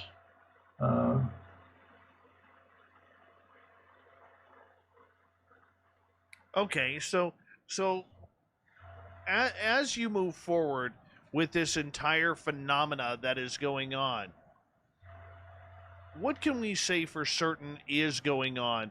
From the people you've talked to what you explain, are we being visited? Are people getting taken like Betty and Barney Hill or Travis Walton? Is this phenomena out of control? Well, they've been in control all along. I don't know if we've ever had any control ourselves. We may have thought so. But the big question is, what are they doing here? And the only way we can learn about that, since we can't grab one or haven't yet, so far as I know, been able to grab one and put it under a microscope and examine how it works and what it does and so on. Lacking that, we have to do things like make deductions from what these objects do when they're in the atmosphere flying around. And that information itself, just watching these things travel one point A to point B in a zigzag manner or something, we know that they're doing things that we wouldn't do or probably couldn't do. Then out of abductions, reading about abductions, you get all sorts of things. One of the cases that I worked on in Gulf Breeze with Ed Walters was an abductee, and he told stories that he were based on, first of all, on dreams that he had, and second of all, on what came out under hypnosis with a clinical psychologist doing the hypnosis. And what Walters recounted under hypnosis was what looked like a learning experience for them. He told a story of the following nature. First of all, he's in a room. You can see the walls of the room, and there's two 50-gallon steel barrels in the middle of the room, and there's him and two little kids. Now there's room in the barrels for him and one kid stays out, or the two kids in the barrels and he's not in the barrel. Well, he's standing there with these two kids wondering how he got into this room, and all of a sudden a hole opens in the wall and some alligator looking like creature, dragon, comes waddling into the room, and obviously heading for them.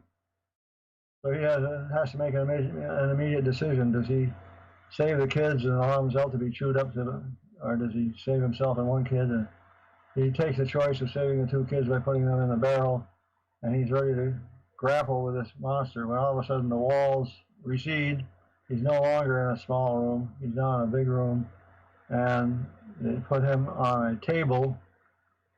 He's sitting on a table, and underneath what do we call it, a hat, a framework that goes over his head that has pressure points at the left and right temples and a pressure point at the front of his forehead and the back of his head. So he's got four contacts stuck on his head. Then he said they bring in a bunch of these little versions of the big creatures that are running the show. These little creatures are set on a table. Each one has the same sort of hat that they put on Ed, and then he finds himself reliving this experience of having I recounted the dragon coming into the room and getting ready to eat them up. And he relives that, and he said typically they would do several experiments with him during a night when he was asleep. Supposedly this is, as I said, all came out under hypnosis. He would undergo several experiences, and then he'd be put on a table after each experience, put this funny hat on his head, and little ones would be brought into the room where he's in, and little hats put on them, and then he'd relive this experience that he had just lived. Now, there wasn't much physical evidence that anything like this ever happened, but one night, May 1, 1988, he had one of these experiences, and he called me up the next day to describe how he had on his head. He didn't know why. He did not remember these experiences directly. They did not come out until several months later under hypnosis. But he had on his head, he said he discovered that there was a red dot a little bit above the center of his nose, a little bit above eyebrow level, a bump on the back of his head, and red dots on the left and right temples. In other words, what look like pressure points. If you push something against your skin and hold it there long enough, it'll redden. Anyway, he couldn't explain at the time why those marks were there. That was finally explained several months later under hypnosis. But the point that I'm bringing out is, if he's even remotely correct in what they're doing, they're trying to learn something from us, perhaps to learn how to be human beings. I don't know. We've heard all sorts of explanations and suggestions as to what the aliens, NHIs, might be doing here. Has there been any patterns that you have been able to pick up, or your colleagues have been able to pick up, about if and when things are going to happen? Well, aside from the trite response that things are happening all the time, big things like sudden revelation, I don't know. There could be total disclosure by us. There could be total disclosure by them. The classic landing on the White House lawn. Instead of saying, "Take me to your leader," they'd say, "I am your leader." But aside from guesswork like that, I'm not aware of any definitive estimates as to what's going to be happening. What do you think would happen if disclosure actually did happen? If disclosure actually did happen? Well, you mean disclosure in the form of the president standing up and saying, "Yep, they're here. We've done it all along." At which point the government would probably shut itself down because newsmen and other people would be criticizing the government continually for withholding the information, and then they'd be asking, "What do we do about it?" Might even be a situation somewhat comparable to the virus situation, where you know that something bad is happening and it could get worse. You don't know what you can do about it. You're going to blame, if there's anybody to blame, you'll blame them, but blaming somebody doesn't solve the problem. Okay, so do you believe that this would blow up the economy? Well, it also depends on what they're doing. If the president makes an announcement that they're real and nothing else changes, we still have sightings and abductions and so on, but there's no big real direct impact on civilization, then if the president made an announcement and said, "But don't worry, we've got it handled,"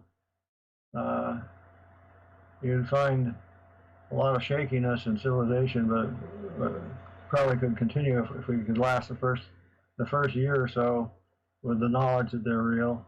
If they haven't done anything now, if they start shooting laser beams at our bridges and blowing up civilization one way or another, then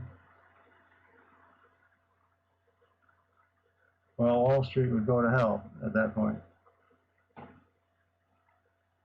Okay, so there's a lot of people, myself included, who believe that disclosure of any sort, Dr. Maccabee, would not be good for this planet, considering half the planet is still very religious and believing that anything from the stars that is not angelic is demonic and evil. There's a lot of violence still on this planet. There is a lot of people out there who believe that the economy, like we just talked about, could potentially collapse. Governments around the world would collapse. People would be rushing into parliament buildings and government buildings all over demanding answers to try and figure out what we know. Would the government's biggest play or power play on this be to tell the subjects and their people that they knew nothing of this, keeping things like Roswell or Kecksburg or Shag Harbor or whatever as much of a secret as possible? I suspect that if they take the first step in freeing up information about Roswell or what they may know about other types of crashes and things like, it's not just one non-human intelligence, it's 5 or 7 or 10 or 15 or 20 or there's all sorts of creatures coming to visit us. Once they get started on that path, it's going to, I expect it's going to accelerate if they're not careful. It's accelerate and may drive civilization crazy. It's like when you know they're here, you get scared, you say, "Well, I'll head for the hills." And then you realize they can get you in the hills too. Where do you go? People will want to get away unless the creatures are all sweetness and light and aren't kidding. If they portray themselves as saviors of humanity, then human beings will be happy to welcome them, I suppose. And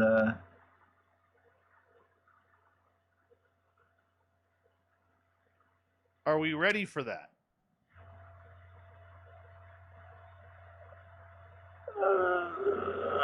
I doubt that we're ready for it. There's too many confusing things going on at the same time. I mean, the mere thought that there's not one intelligence, one civilization or whatever, but 4 or 5 or 7 or 10 or whatever, and they've been here for tens of thousands of years.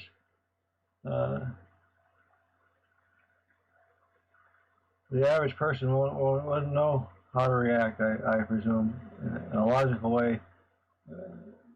Trying to get away from the whole thing. If the creatures landed in cities, people would run for the country. If the creatures landed in the countries, people would run into the cities. Somebody would be sooner or later crank up the army, I guess. And if the human race, individual human beings with the political power to do it, might initiate a war against the creatures, but that could be self-defeating. But should we call it an invasion, though? We don't know if it's going to be. We don't know if it's going to be they come down here with violence, the way Tom DeLonge says it's going to break down. We don't know if they're going to come in peace and offer us all cookies and milk. We don't know if they're finally going to bring fighting back into hockey. Hopefully. Hopefully it's the good aliens like that. But we really don't know of any sort of agenda.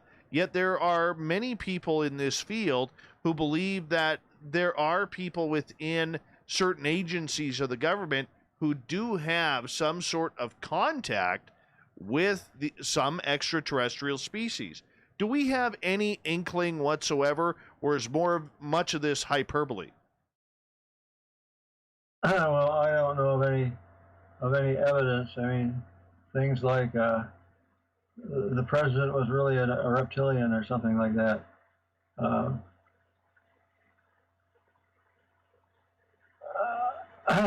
I don't know how to answer the questions of how are we supposed to react.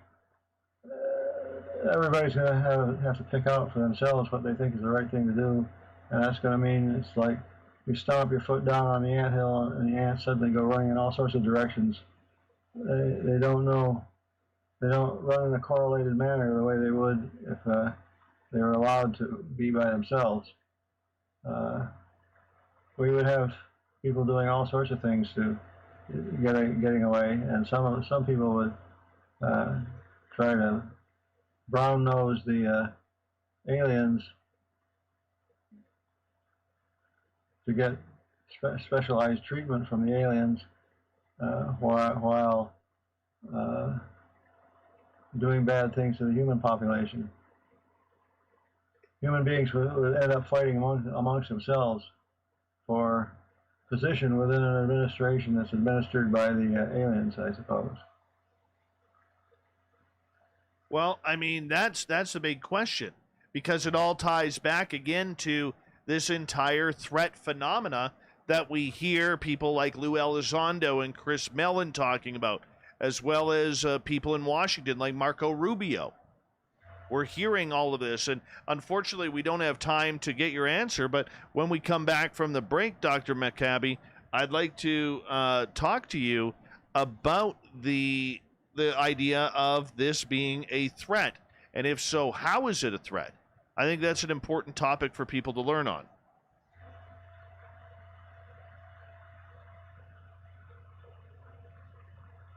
So, yeah, let's just get to it. Let's get to it. Hour number 3 of Spaced Out Radio is coming up next. Dr. Bruce Maccabee is our guest. He is a legend in UFO research. Legend. 60 years of research into this phenomena. We'll find out. Are UFOs a threat? Coming back on Spaced Out Radio next.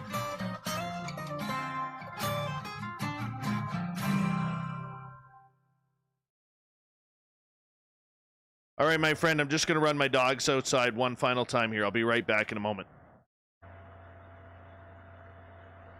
Our Space Traveler. The Space Travelers Club is a place where you can interact with other listeners, either live during the show or on our great forum. We want your stories, pictures, comments, and ideas. You'll get live video streams, exclusive content, and be a part of our newsletter.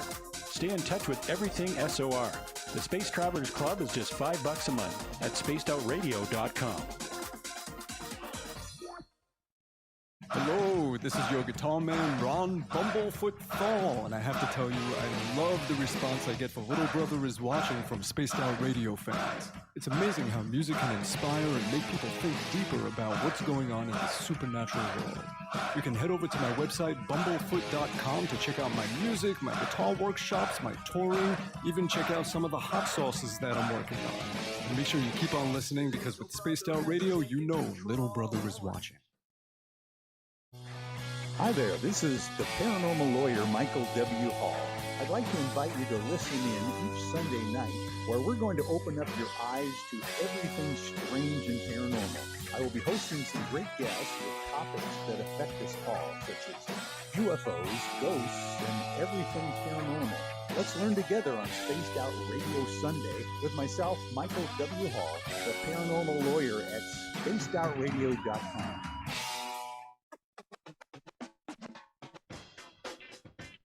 The SOR Vault is open for business, and we have some cool swag for you to pick up. All you have to do is head over to our website and click on the SOR Vault. You have a variety of cool logos to choose from, and put them on anything you want. T-shirts, hoodies, hats, coffee mugs, you name it, we can get it to you. So do your shopping by supporting the store you love. Get your Spaced Out Radio swag at the SOR Vault today.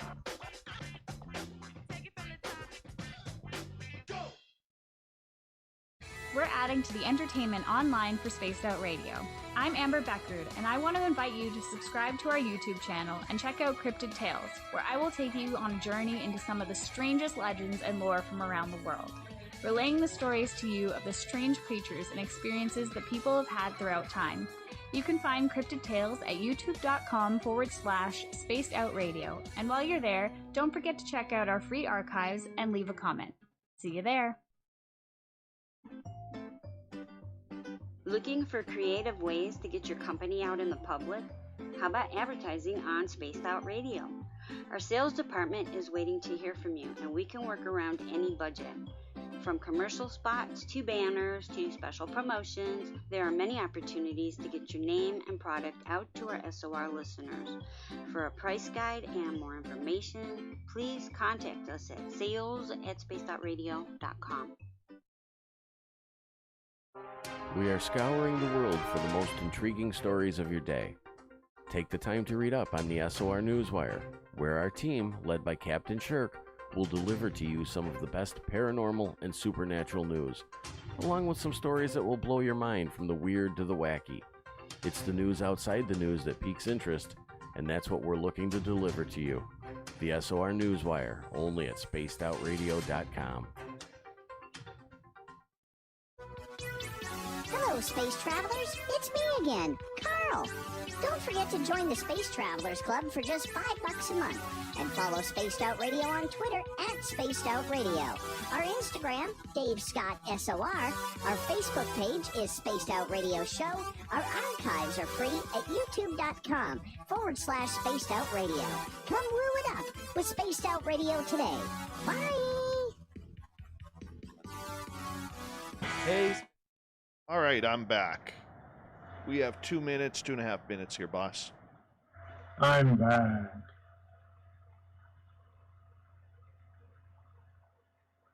Okay. I'll be back. No problem. No problem.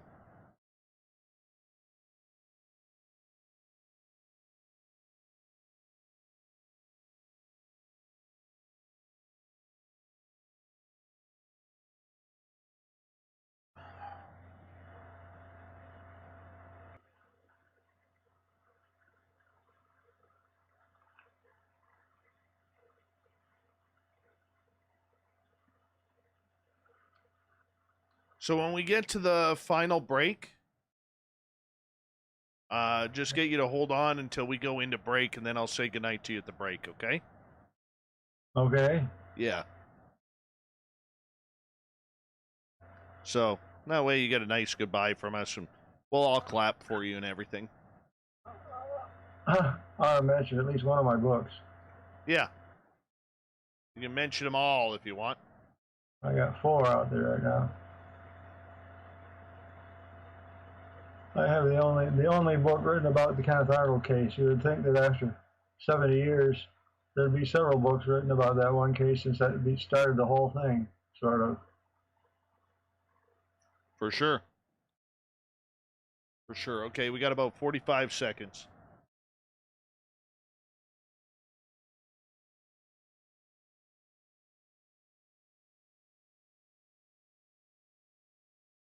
Big thank you again to everybody who participated in the Super Chat tonight. Bigfoot Michigan Rob ×2, Vinny ×2, Brett Lewis. We have James Short, Bob Acrylic, and Human Carl. Really do appreciate the love, especially everybody who's given us a thumbs up tonight listening to this show. I hope you've enjoyed it. It's a lot of fun, and we're going to get going here in about 10 seconds.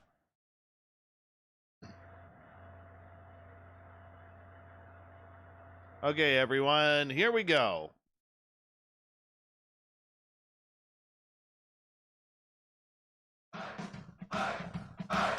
If you'd like to connect with us, head to spacedoutradio.com for all your latest show info.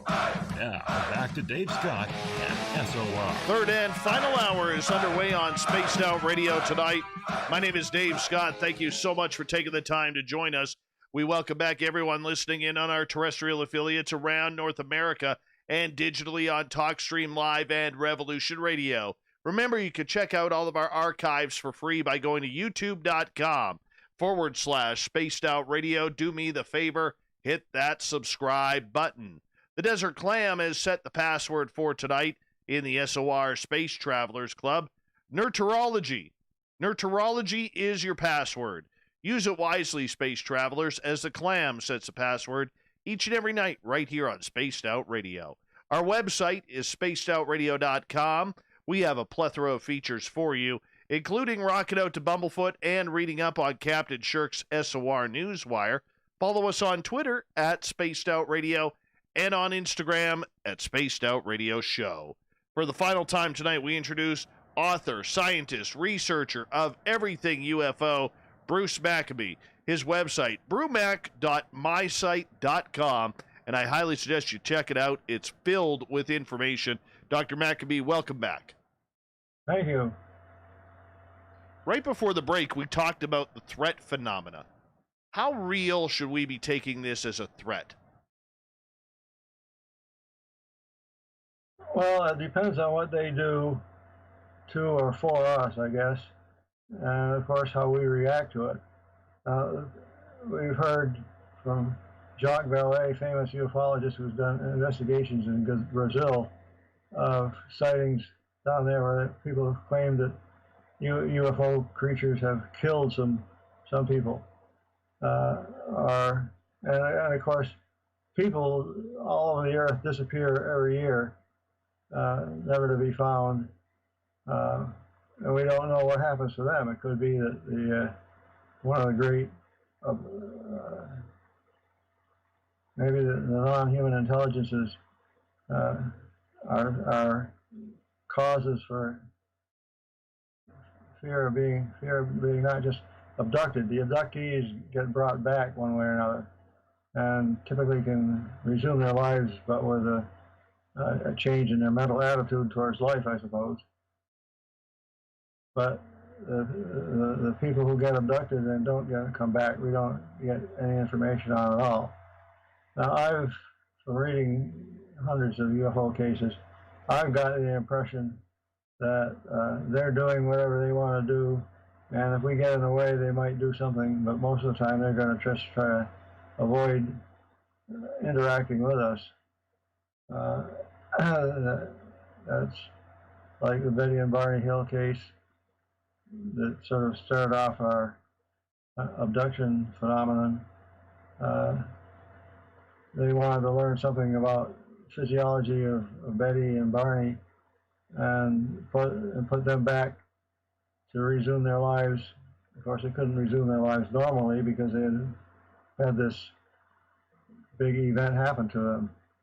But as far as the creatures were concerned, the NHIs running the craft that Betty and Barney went into, the creatures had done what they wanted to do and then went off and did something else. Some people, I guess, get abducted multiple times. I don't know what that amounts to, but if they were trying to adapt to us, you might have a situation like I had described, Ed Walters describing under hypnosis. If they were trying to make us adapt to them, I'm sure there would be human beings who would reject that and might try to fight back somehow or other. I kind of suspect that the Navy, the Army, Navy, and Air Force people who have been confronted with these things over the years have tried to ignore it as much as possible because they realize there's nothing they can do. If you tangle with one of these things, your chances of coming out better than they would are probably pretty slim. I mean, if you suppose you decided you want to shoot at one of these things, if it can accelerate fast enough, it can get out of the way of the bullet. On the other hand, it may be built to be able to withstand stuff. I recall a case from the mid-1950s, I think it was, of a hunter out in the woods. He's got a rifle and he's hunting deer or something like that. And he notices up above the treetops this round, circular, shiny thing that seems to be following him. He gets a little scared of it and fires his gun. And he hears the bullet hit and go careening off. Have you ever heard a bullet go careening off something or other? It's a very distinctive sound. So he knew that it was solid. The thing then disappeared. He was left by himself. Whatever it was, it absorbed the blow and left. We can imagine that if it had been angry at him, that it would have done more than just leave. But leaving the scene seems to be typical of most of the interactions, at least that we are aware of. The interactions that we are aware of are the ones that end in a nice manner. The witness is still alive and can resume his life one way or another. There have been studies of various types to decide what would happen if human beings came into contact with what we would probably consider to be superior beings. We know from our own experience that the native populations of the South Seas, which lived in a civilization, technological civilization of several hundred years ago, when they were confronted with the technology that was needed to fight World War II. When the war was over and airplanes were no longer delivering stuff to various islands in Indonesia, these natives themselves, the Tassidae, I believe it was, built model airplanes, large-scale model airplanes, in the hopes of attracting these things that had flown over the area for several years, dropping good stuff. If the aliens drop good stuff to human beings, I'm sure there will be people who will soak it up and be happy to live with it. We've heard all sorts of things. The reason for human beings, like human beings created by advanced non-human intelligences to work the gold mines or something like that. And we don't have any real explanations yet for why there are big chunks of buildings underwater and on tops of mountains that look like they've been blasted apart by atomic bombs. So we pretty well know the history of the human race for the last 4,000 or 5,000 years, but anything going back before that is pretty much of a mystery. It might not be a mystery to them. They might be able to tell us more about ourselves than we can say. One thing is certain, though: human beings are amazing conglomerations of 92 elements. Not even all of the 92. Probably about 30 or 40 elements that are needed to create a human being. And perhaps the NHIs know how that's done. Perhaps they were created in the same way. Somebody had to start off somewhere, and you can make the same statement for the universe itself, I guess. We hear about the Big Bang Theory as explaining how the universe started, but that really doesn't tell us much that's useful information. I want to get to a story that a lot of people have been asking about in our chat room tonight, and that's in regards to the experience with this cloaked being that your wife had, which was shown in David Paulides' Missing 411, The Hunters documentary. What happened there? Well, the story is that she was in a tree stand 15 feet high in the woods. The sun was at her back, shining through some of the woods, and she was looking to the east, and she was sitting there in camouflage, ready to, with a bow and arrow, ready to kill a deer. And she was talking to a friend of hers on her cell phone, and she said to him, something strange is going on. The forest suddenly went quiet. And then she notices, she's looking eastward, she notices at her left side, towards the left, some sort of a weird distortion going on. Hard to describe exactly what it was like, but when she described it to me the first time, the first thing that popped into my head was the movie Predator, where you can't actually see the creature itself, but what you see is how it modifies the light from sources that are on the other side of the creature, and infrared as well. But in any event, that was sort of what popped into my mind as a way of connecting up what she saw, this distortion moving through it.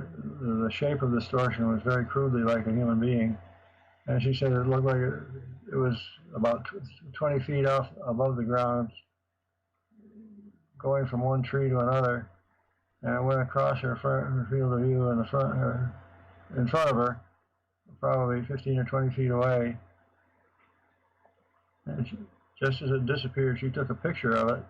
She had been taking pictures with her BlackBerry phone, and had taken a couple of pictures of herself, and then this thing that went by, and then she took another picture of herself, and sat there in her chair for another hour approximately, waiting for some deer to come along.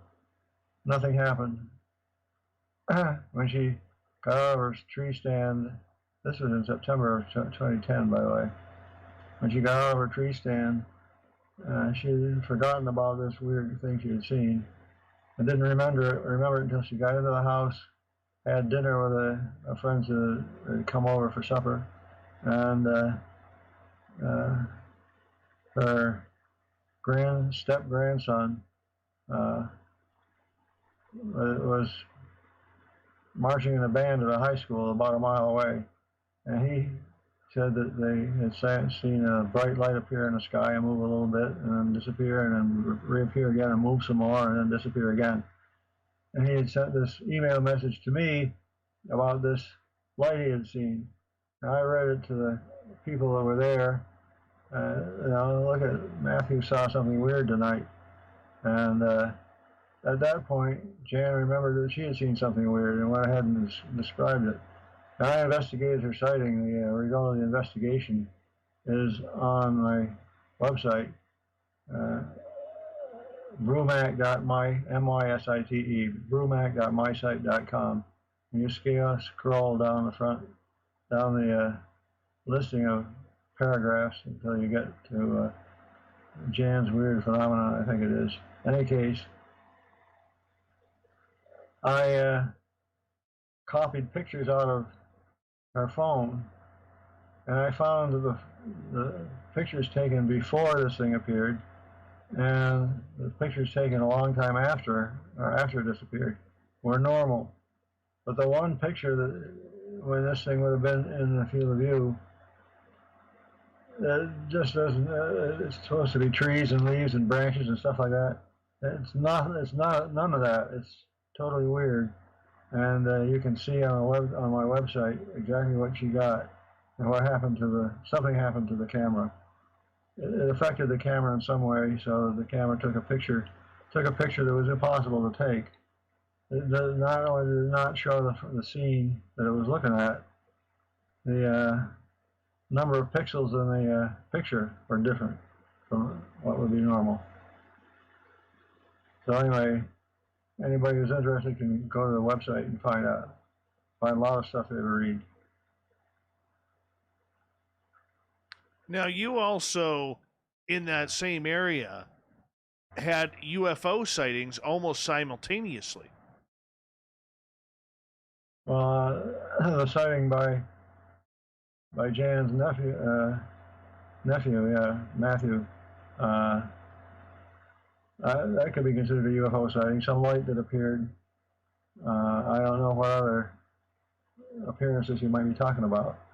Well, at the high school, not you personally, but in in that area. That was it. That's what. If he had not reported to me a sighting of a light, Jan probably never would have thought about her own weird event that night. Anyway, she might have remembered later.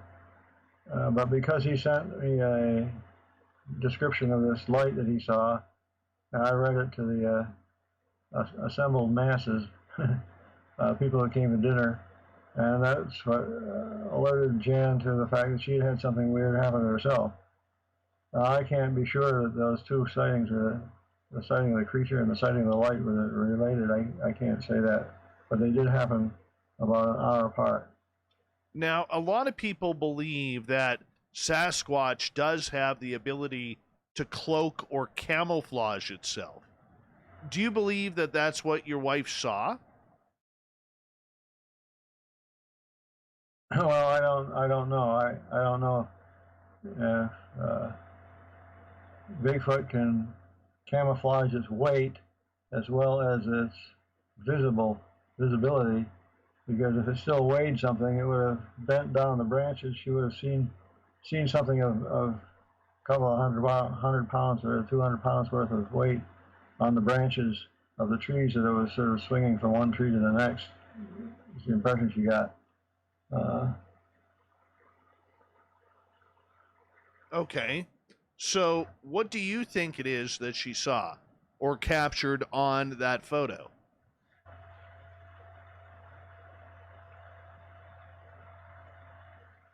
Well, I don't know what it was. I do know we've had a couple of similar cases mentioned to us. Some lady who saw something weird in somebody else's backyard, and you can read this stuff on the website. The entrance in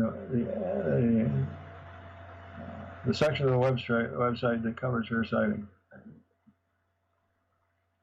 Has that ever happened again? Not to us. How about your neighbors? Never asked them. I don't blame you.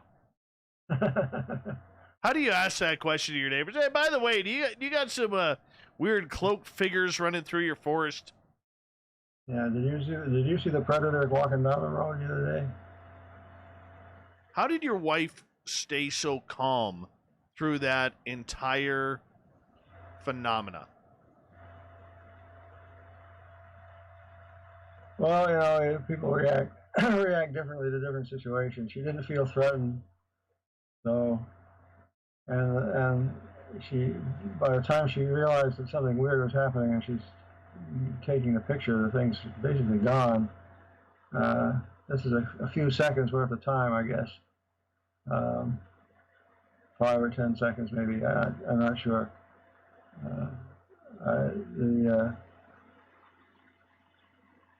There may be a time on the photo itself. I'm not sure. I don't remember now. In any case, it didn't strike her as something to be afraid of.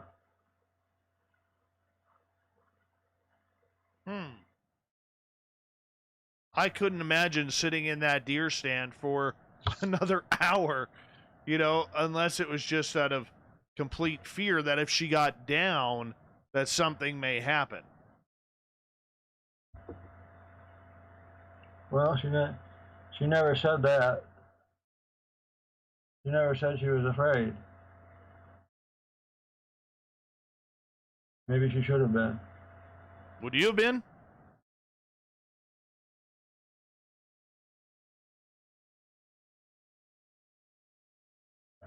Well, I don't know.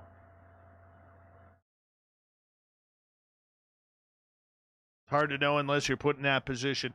We've only got less than 3 minutes left with you tonight. And, I would love it if you could tell our audience where they can find your books.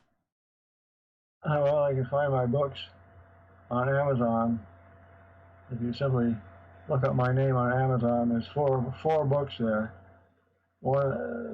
These are basically history books.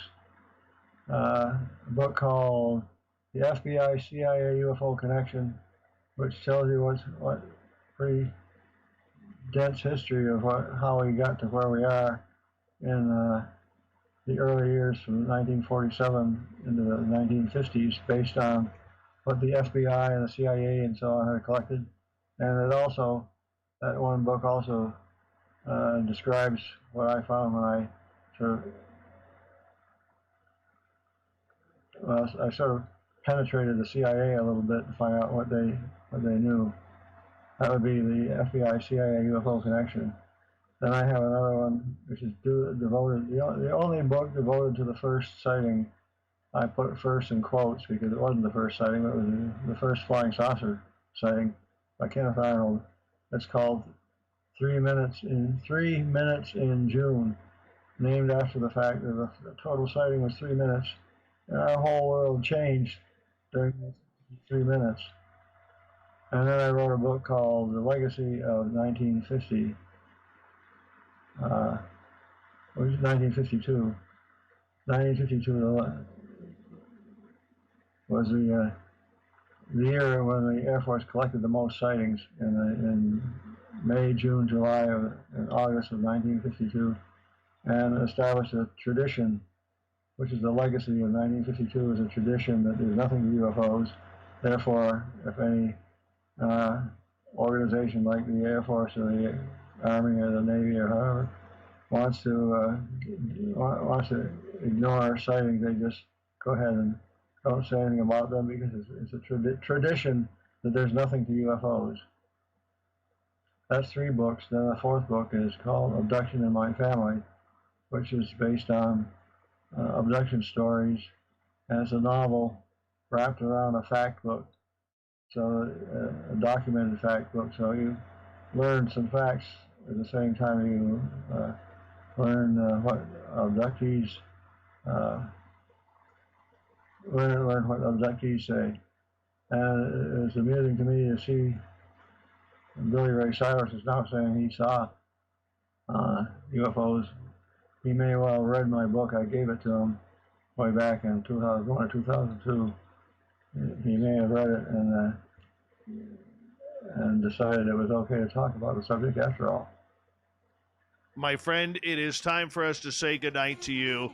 Thank you so much for coming on Spaced Out Radio tonight, Dr. Bruce Maccabee. I really appreciate it. Coming up next, we're going to hook up with Vancouver, go right across Canada on the shift, and we got the thought of the day with the SOR Newswire, jam-packed. Spaced Out Radio last half hour coming up.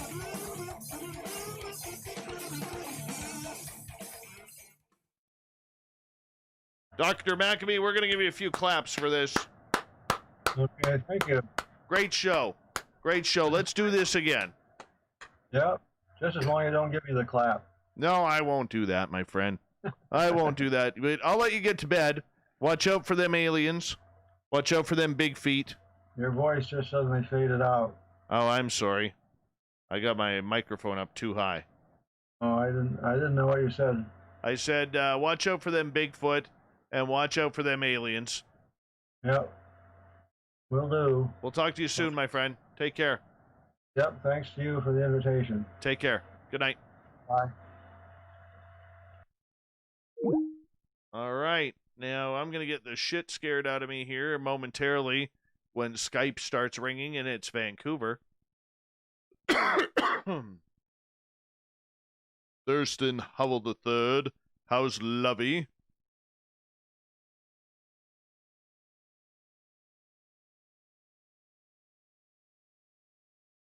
Thanks, Brett Lewis. Couldn't have done it without you.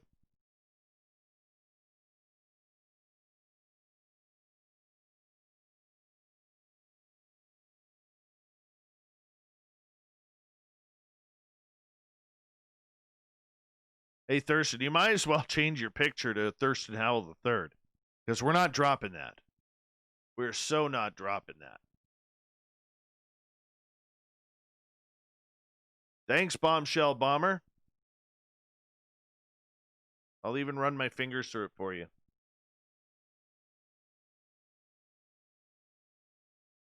Thanks, Max Ritchie. Blame Corns the booking guy for this fantastic guest. Hey, that didn't scare me this time. You didn't scare me this time. That's good. How's it going tonight, Dave Scott? Not bad. Say hello to all the listeners around the world. Hi, listeners around the world to Spaced Out Radio. Hope you are all safe and looking fine tonight. Yeah, are you back in studio or are you at home now? Well, I've always been in the studio in Vancouver. The other chumps are broadcasting from their homes. Yeah, because you guys are locked down again down there, aren't you? In Vancouver? Yeah. It's looking to be. It's not like a full-on lockdown, but there's definitely some measures that are starting to be put in place. I wouldn't be surprised if we get locked down personally, but a lot of numbers. Manitoba just got locked down again, didn't they? Manitoba did, and I think Toronto might be on its way. Yeah, damn Toronto. Well, you know, it's Toronto. Yeah, Toronto. Yeah, so we're back in about 90 seconds or so. Sure. Does that shape up all good on your end? Yeah, did you guys change your breaks? Because before I eliminated a minute of my commercials in order to accommodate you guys, but because I'm still like 2 minutes away. That's weird. Well, I'll check my log. Like we'll aim to come to you at 36 regardless, because Okay. that's what we've been normally doing. 36 is good. 36 is good. Sounds good. All right, we will chat with you shortly, Dave. All right, thanks, buddy. Live behind the scenes radio.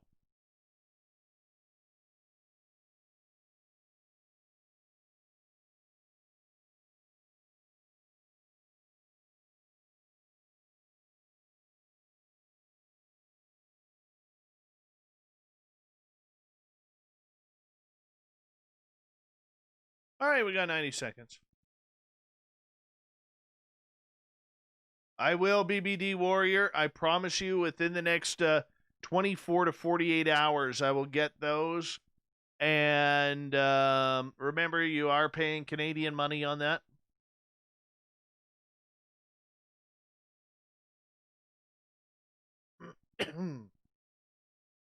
One minute, people. 1 minute. Hi, Red-Headed Lisa. Hey, Ron, I thought you were leaving, man. Thought you were leaving.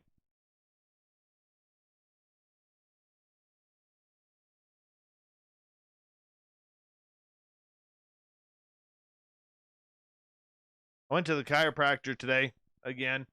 Got completely bone crunched. My thumb and my finger is still numb. Feels weird.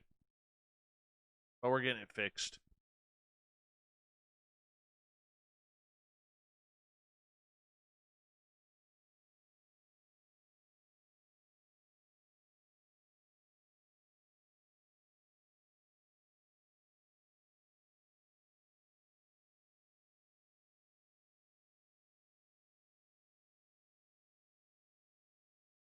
Here we go.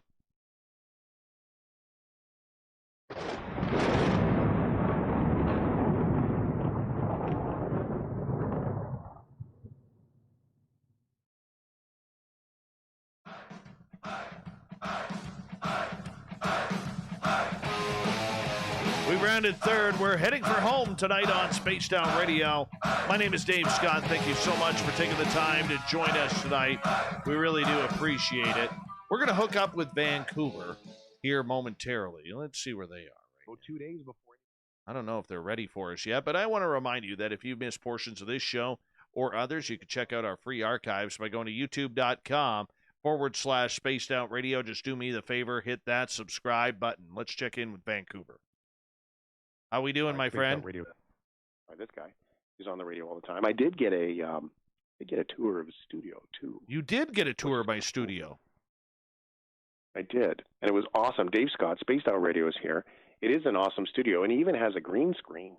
Not quite sure why it's radio, but don't tell him that. He doesn't need that yet. I know, I haven't used it yet. But you know what? I have to say, I think it's pretty sad that the radio studio that I am working in now, that I have built for myself, is literally nicer than any radio studio that I ever worked in when I was in terrestrial radio. Yeah? Oh, yeah. Oh, I've been lucky. I can't complain. I did work in some old ones. There's an old mansion in St. Catharines that's a channel that belongs to another company, so I won't say what it is, but it is a 150-year-old mansion, and I worked in there, and that thing was old. We're talking like 70s, 80s old. No kidding. I had some nice ones, too. I had some nice ones.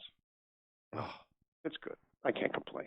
Beautiful studios. How are you, Dave Scott? I'm good. Let me just reset the reel-to-reel here, and we can get going. Break out the razor blades and your grease pencils and start marking it up. You got that right. Anything for a little aliens, you know. Anything for a little aliens. I did still play vinyl when I started in radio. We still did have vinyl shows, so that's cool. All right, so Dave Scott, we've got a lot to talk about here on the show in regards to a couple of things in particular. One, the UFOs, and another one, which I have no idea how this is going to connect to where you're going to take us. I'm slightly concerned, would be the election. So, what do you? He cautiously says, "Where would you like to go today?" Yeah, where do you want to go, man? Where do you want to do? Where do you want to start? Let's just get into it. Do we just jump in? Let's get in this election thing and get it over with. I feel like it's a Band-Aid, so let's get started. All right. So the big thing in the UFO world with a lot of people out there right now is they were thinking that in order to have some sort of UFO disclosure, and I'm using quotation marks when I say that, disclosure I can see them in my mind. Is the fact that it has to be a Democratic president. So there's been a numerous amount of people from Tom DeLonge and the To the Stars Academy to longtime UFO lobbyist, registered UFO lobbyist, a gentleman named Stephen Bassett from the Paradigm Research Group, who were all excited that if Hillary Clinton would have won 4 years ago, that we would know that aliens do exist, UFOs do exist, and, you know, we've had contact from other worlds. Then Mr. Trump comes in, wins by surprise 4 years ago, and the interesting part about that is President Trump has spoken actually quite candidly about not knowing anything about UFOs, but he's taken on the subject numerous amount of times, more than any other president in recent history. So the big question is, you know, with everything that is going on with COVID and with the economy and borders shut down, how can UFOs become a topic? It wasn't, as it was hopefully being expected during the presidential race, but now that President-elect Joe Biden has come in, there is hope within the UFO field again that once he gets settled into the Oval Office, that there may be room to discuss UFOs once again. I don't personally think it'll happen for at least 6 months to a year. He's got a few other things he may have to worry about. That's President-elect Biden. Plus, there is all the potential of election fraud and everything going on. Got to keep it equal because we call things down the middle here. And that's where it is. I mean, UFOs were expected to be a hot-button topic. And then everything kind of went crashing on down. So the UFO crowd doesn't know where to go these days. And half of them are crying, half of them are cheering, but nobody's looking up to the sky to really see what the aliens wanted. There's a text that comes in. It says, hey, Nick from Winnipeg here. Good evening, guys. Question for Dave Scott. Do you think the aliens have left the planet, left Earth for a safer planet? Maybe a planet with less politics. Nick in Manitoba, I would say no. Why would they leave?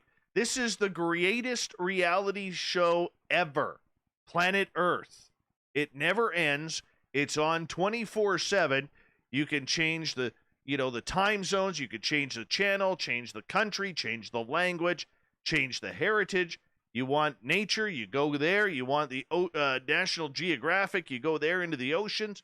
No way, man. We've got everything they want. This is sex, drugs, rock and roll for aliens.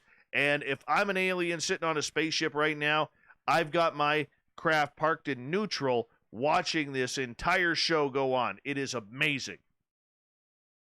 Somewhere over Utah or Alabama, let's just say. Sure.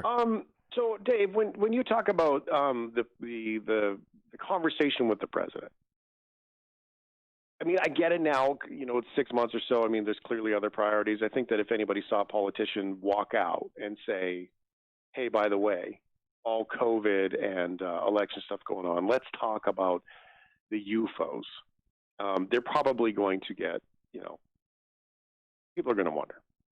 But what is it that people expect truly? Are they just looking for acknowledgement, or are they truly looking for like a dig deep into the files?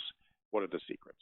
Well, what's going to be interesting in seeing what happens with the UFO task force, or the UAP-TF, that was formed shortly, just a couple of months ago, by Marco Rubio and the Intelligence Committee to try and figure out what is happening. Are these aerial threats in United States airspace and in military training grounds? So when we take a look at that, the head of that department and the majority of the Intelligence Committee were, I believe, and I know my American listeners are probably going to correct me on this, but I believe the majority of them were Republican. So it's going to see how that breaks down. But we also know that Joe Biden worked very closely with a gentleman named John Podesta. John Podesta was basically the top civilian working for President Obama during his 8-year run in the White House. He then left Obama's team to join and run Hillary Clinton's campaign. Podesta, who is a giant UFO fan, and was really pushing the media back at that time and urging them, almost begging them on social media, especially Twitter, to ask Hillary about the UFO subject. And they wouldn't until about 6 weeks before the election. And the fact that he has a relationship with Joe Biden, and if Biden, ends up becoming president, because I don't know what the hell is going on anymore down there. I don't think most people do. What we have to think is that Podesta will generate some interest and intrigue in that conversation about UFOs. The other interesting aspect about it is Podesta is also tied to Tom DeLonge through emails, which we learned through WikiLeaks and their leaks a few years ago. We also learned that, he has worked closely with the Stars Academy with Chris Mellon, who is a former deputy of the Department of National Defense. And they're all on the UFO subject. Why they're all on it, we don't know. It could be for profit. It could be for military. It could be for anything. But it's going to be interesting to see because all of these players are lining up. Well, it seems like an awful lot of big names, at least familiar names, if nothing else. How is it, though, that this community continues to, sort of strive forward and strive forward? Why is it that they need this affirmation from the government? I mean, isn't there enough information out there to make people believe? Well, there should be. There should be. But, I mean, you look at the way this subject has been covered in the media. We have talked about that before. You know, every news story, they bury it at the back end, and it's played with the X-Files theme song or Star Trek or the Twilight Zone. And then you have the person do the story. The anchor comes back, usually with a little snicker and snide comment that takes all seriousness out of the story. And for years, on both sides of the border, that has been happening. What they're trying to get to now is to bring this to the mainstream, saying, look, this phenomena is happening. We do not know what it is. This is potentially the second biggest story in humankind's history, next to Jesus Christ coming down from the heavens. And we better start looking up to the sky, because we're getting a little full on this planet, and we're going to have to eventually move off. We're going to have to go to the moon. We're going to have to go to Mars, potentially elsewhere, and we got to know what's out there. Add to the fact that when you look at all the experiences that people have had, whether they're reporting to Chris Rutkowski in Winnipeg, whether they're reporting to Grant Cameron, whether they're reporting to MUFON Canada, TESSA, the Experiencers Research or the Experiencers Support Association, MUFON in the United States, or anybody like that, people are having these weird objects that they are seeing. Some are even having personal encounters with extraterrestrials.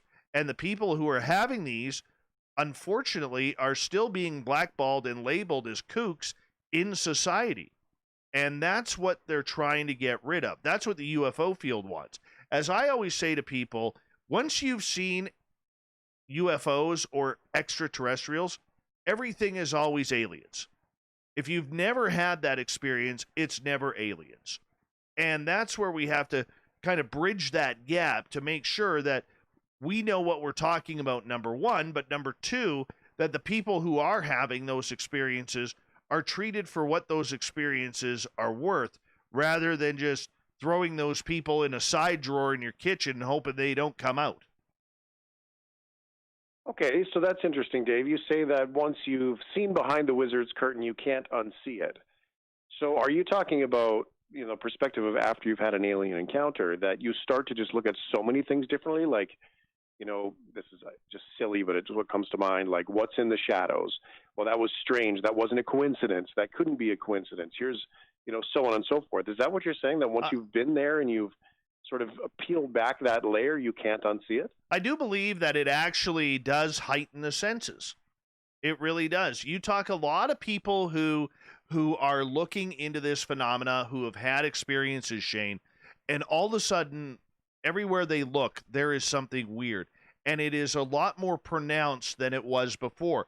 You could walk through your own house, never have a ghost in there before, and all of a sudden you see a spirit walk down your stairs or walk into your bedroom, or cooking eggs at the frying pan for breakfast, because nobody eats breakfast for dinner. At least I don't. Okay? So, I mean, you look at all of these different scenarios, and when you deal with real experiencers, they will tell you that you recognize the signs that are going on. I have a friend of mine who lives up in Prince George, British Columbia, who is a lifelong ET contactee.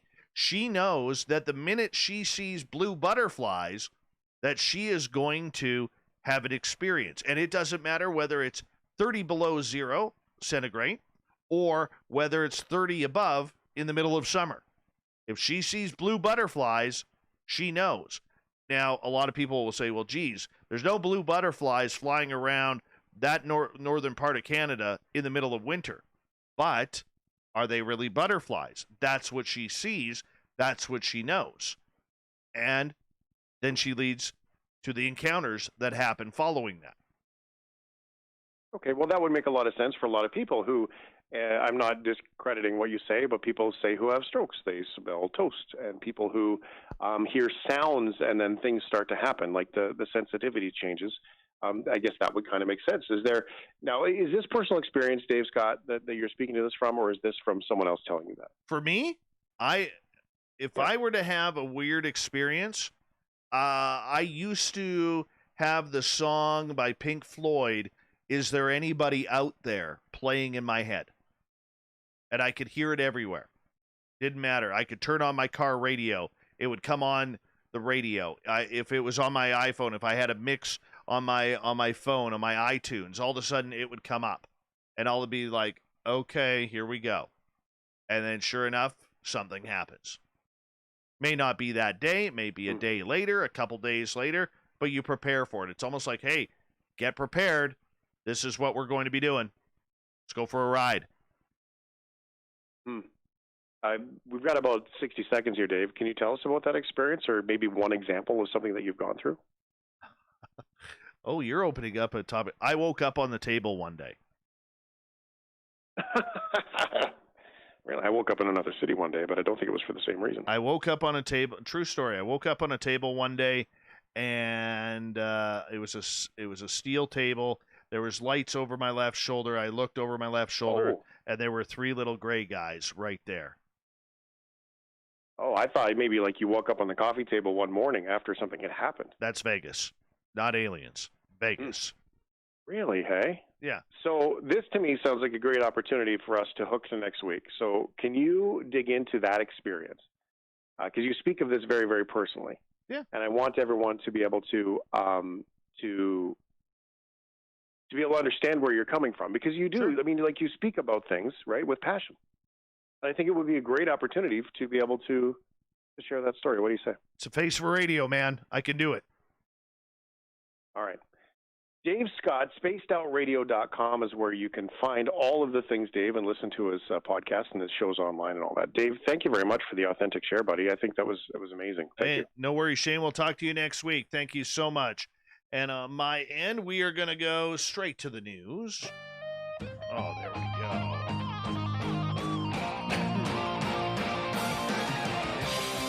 And this is how it ends.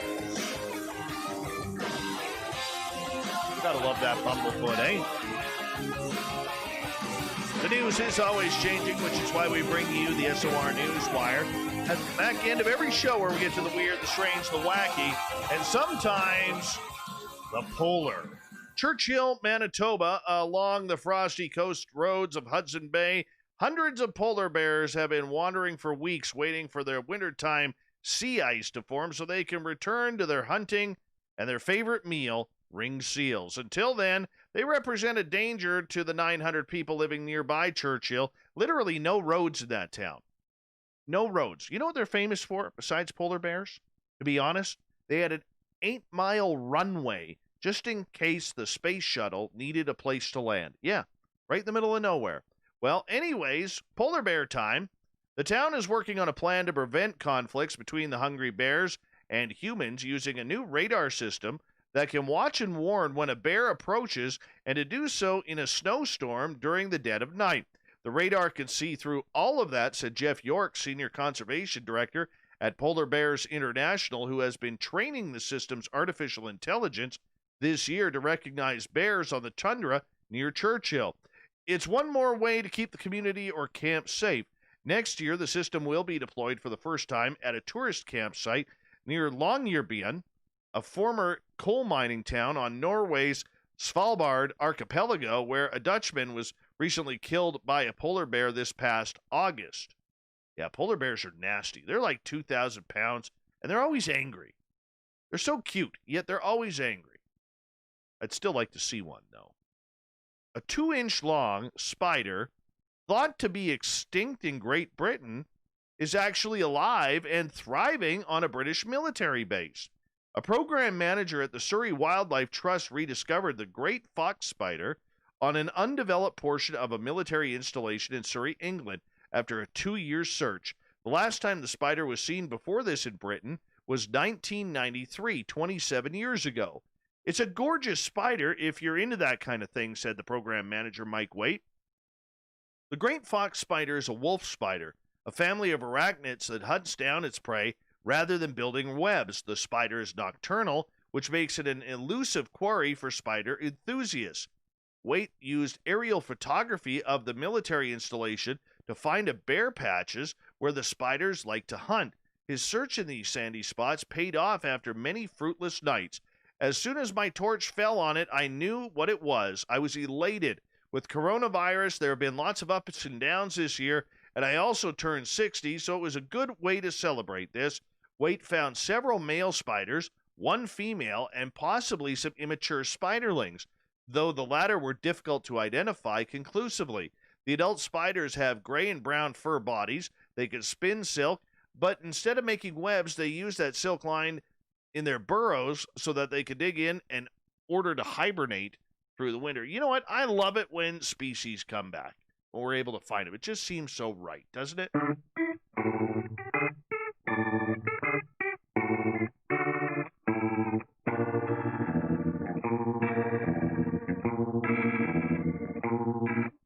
Thought of the Dave happens every night at this time, where we ask a question on our Facebook and Twitter pages, then read your responses on the air, because we love the audience participation around here.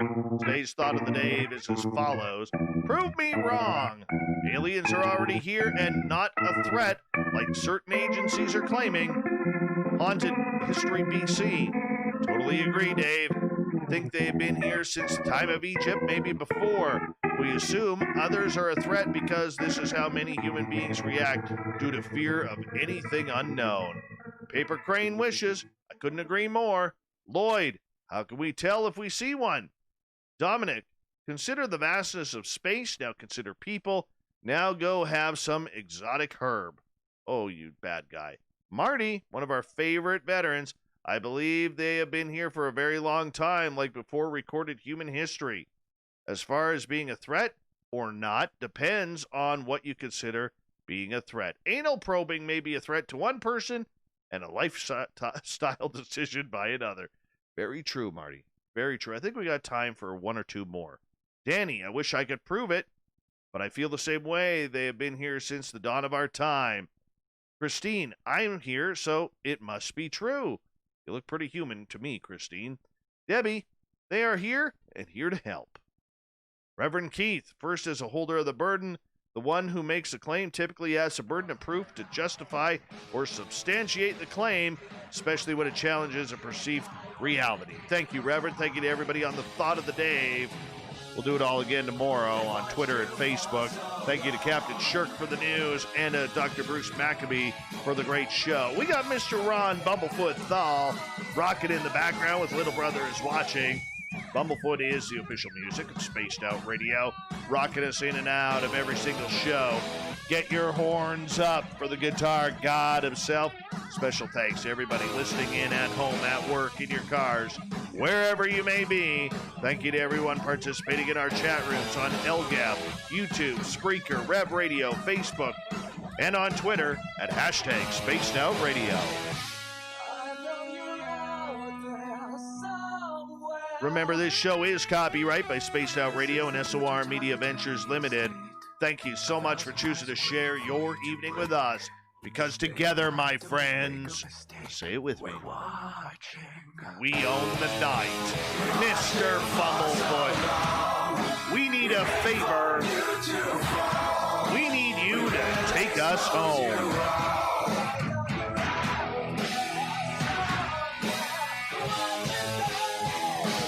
Yes, the Woo train has docked for the night. But tomorrow, my friends, we shall ride again. Your seats are always available. Your tickets never expire. And if you want to bring a friend, we got room for them too. One other thing, make sure to thank a veteran, because they deserve it for our freedom. Good night.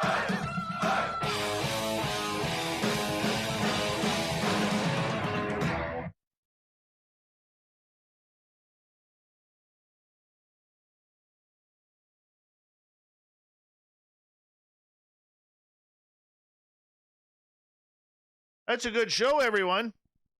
Good, solid show. Little Bruce Maccabee. Little Vancouver with the shift.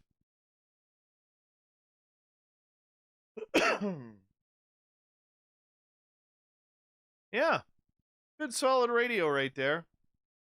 Solid radio.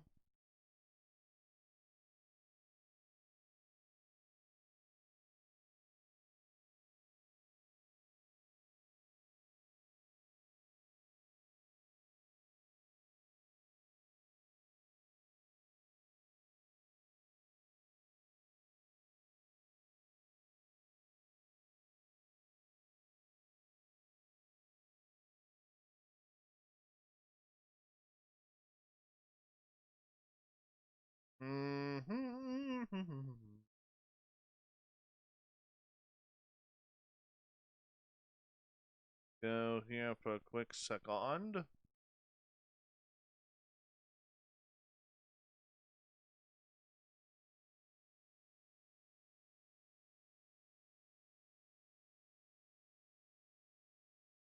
This over here.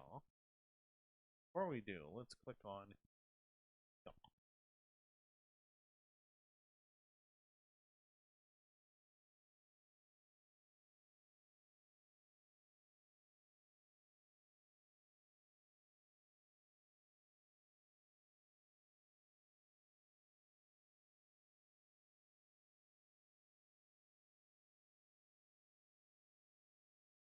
I'm almost done.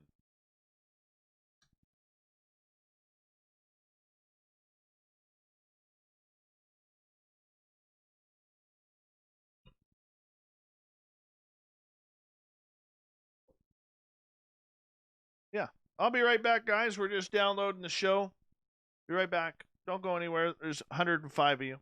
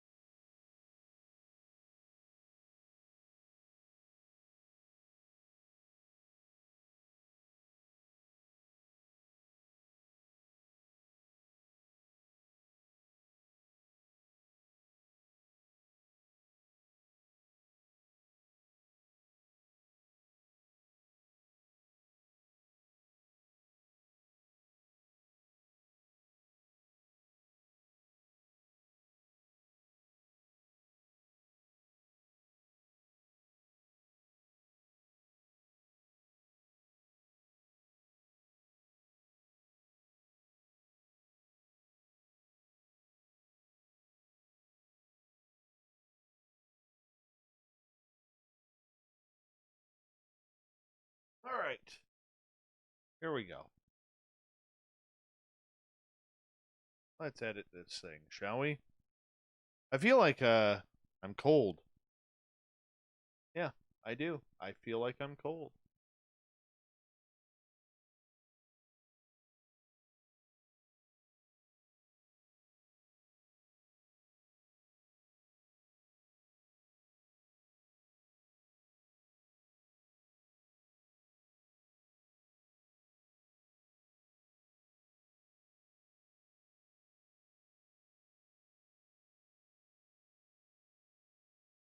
All right. Good. Boost this sucker up. We're off and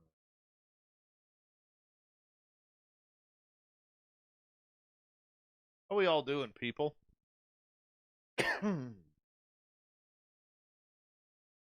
I ate both. Not gonna lie, and I'm gonna tell you right now, the shark attack was much better than the Sasquatch trails. Just saying. I know you probably won't believe me on that. Shark attack ice cream was much better. Kind of cool because they dyed the vanilla into a gray that looked like a shark skin gray. That was really cool. That won a lot of bonus points with old Davy here. See, the one thing that I have a weakness for is ice cream. I do. I have a real weakness for ice cream.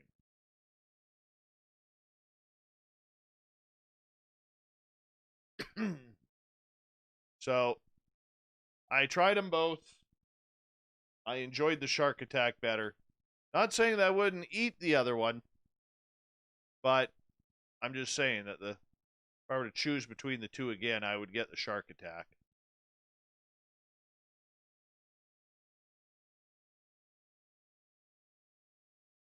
If I had to choose.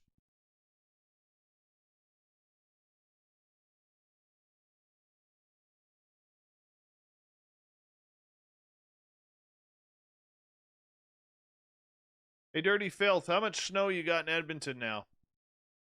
Just out of curiosity.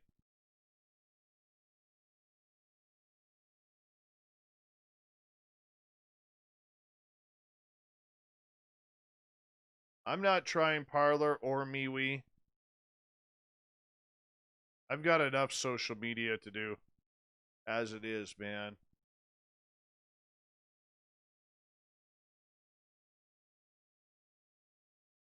What the hell just happened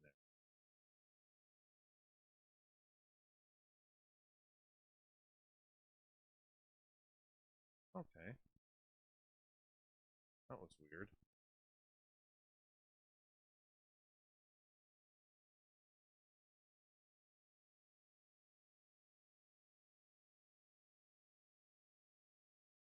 I like the Haagen-Dazs bars. I like those.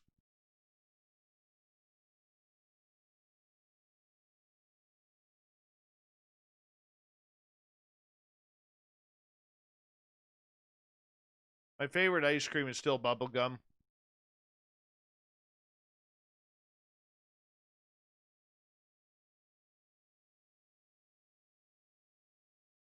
Tomorrow night on the show, we have Science Bob McGuire back for Science Bob and Friends. And one of the things that we're going to be talking about tomorrow is we have gentlemen, you may recognize his voice. He was on the last roundtable with his lovely wife, Allison.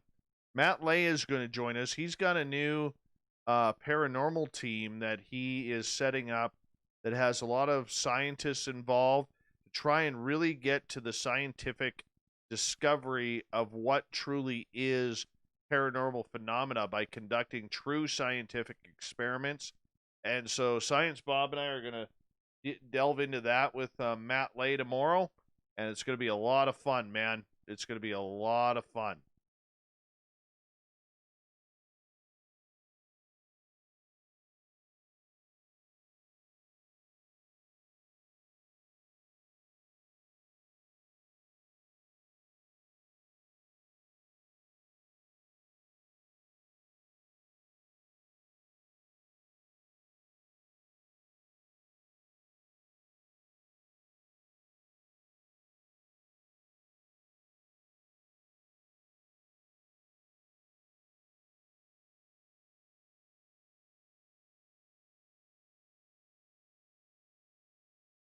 Where's it?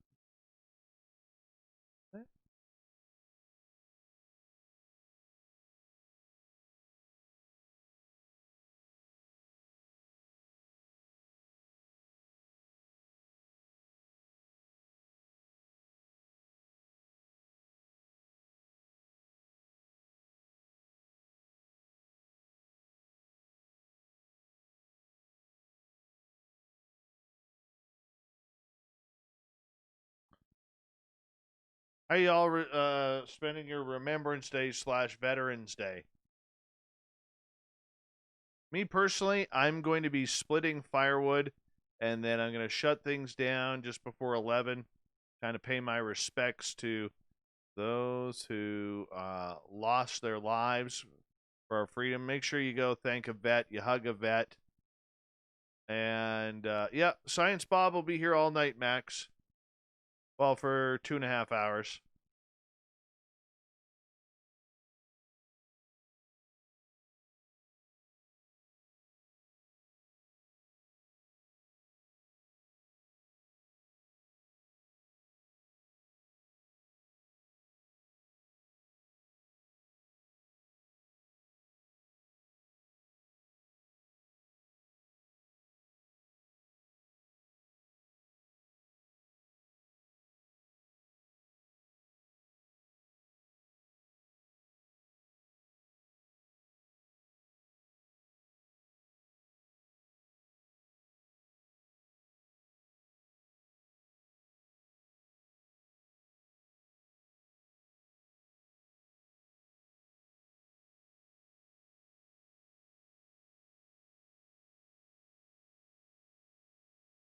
Five.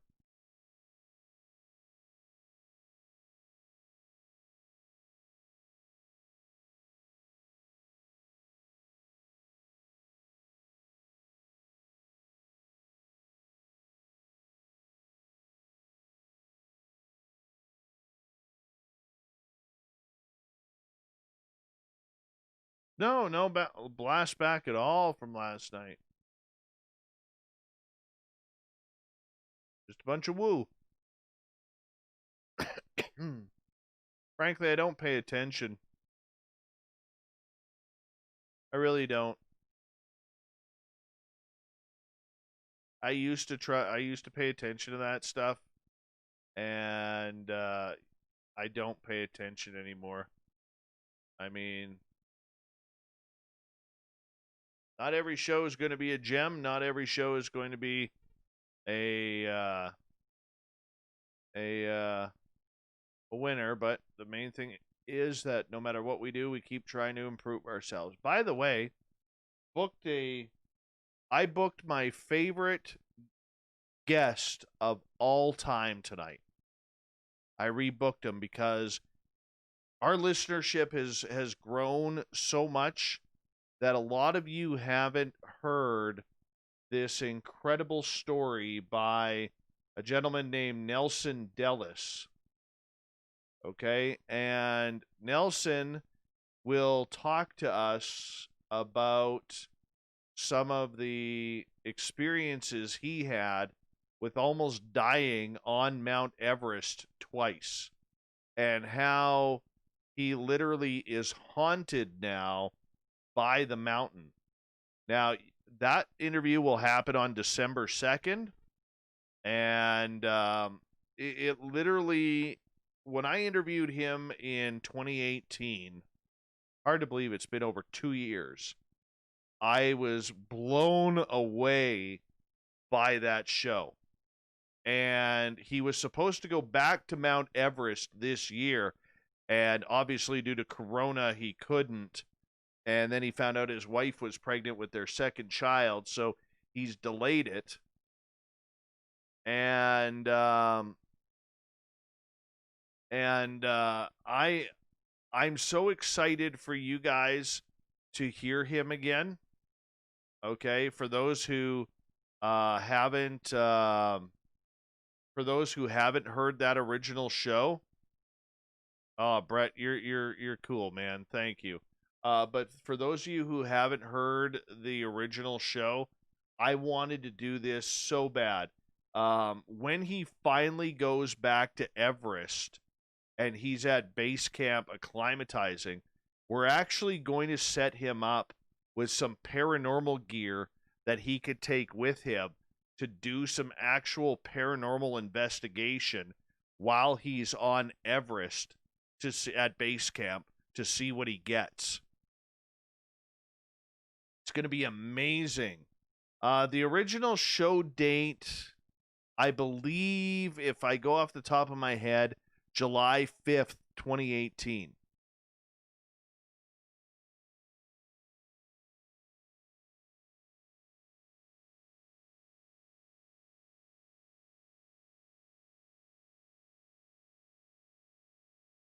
We just had Ronald Moorhead on.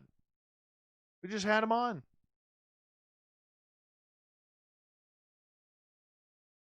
Just had him on.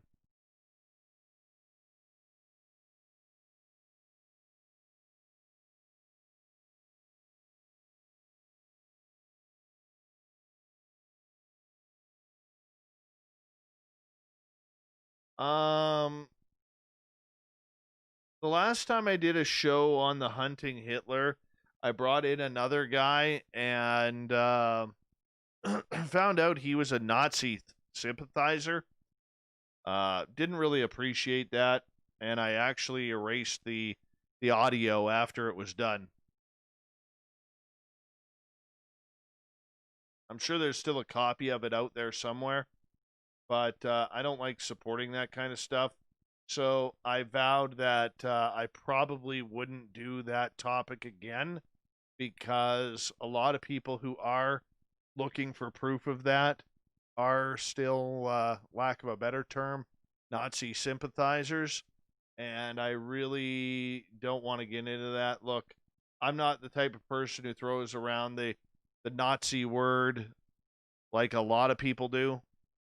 Okay? Like it's second nature vocabulary. I'm not like that, but last thing I want to do is give somebody a platform on such a horrible, horrible human being. Granted, I do believe the story needs to be told, but it's one of those delicate subjects that we really have to do proper research on and make sure that we dot all of our I's and cross all of our T's to make sure that whatever we or whomever we get on that or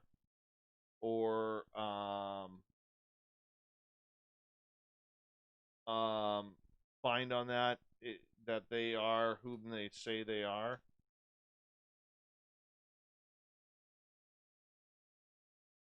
And not some sort of sympathizer for a horrific, horrific person.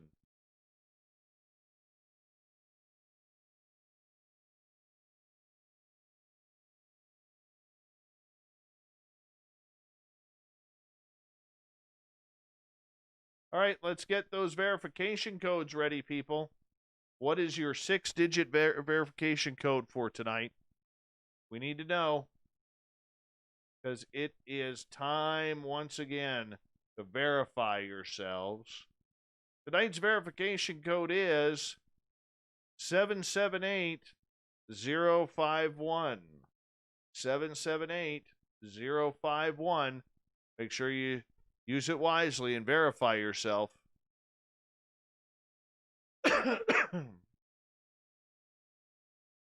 Hey, Filth, I like pickle juice too.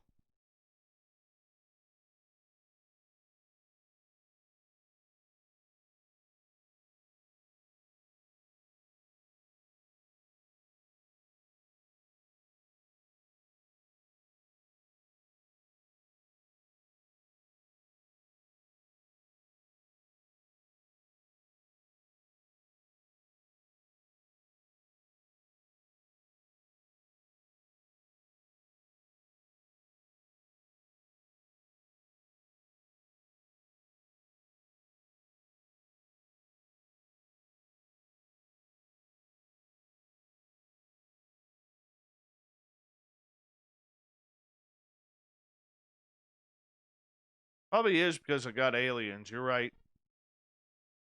You're totally right.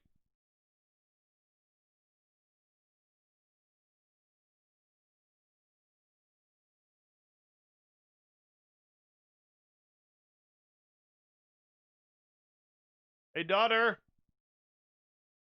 Come on in. Maybe she's not coming in.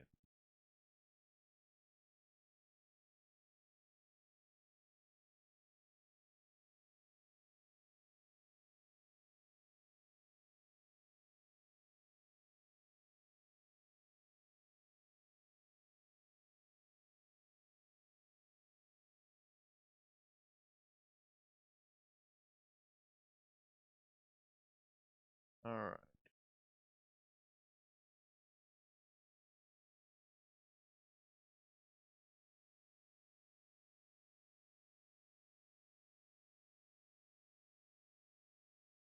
Now what do I need? That there, so I can see. And let's upload this one.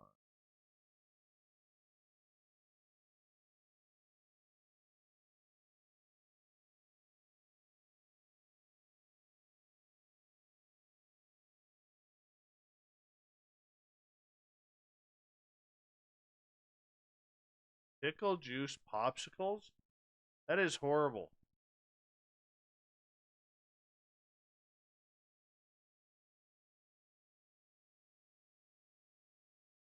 I mean, you might as well freeze piss. Pretty much. Oh. Hey, pharmacy, what's going on, man?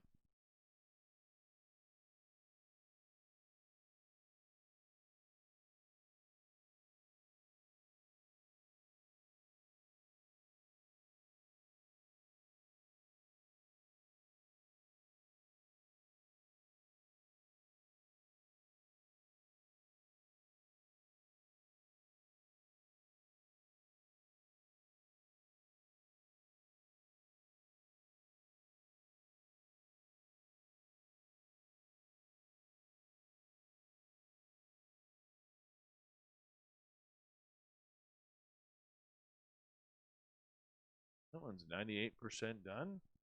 This one's almost 40% done.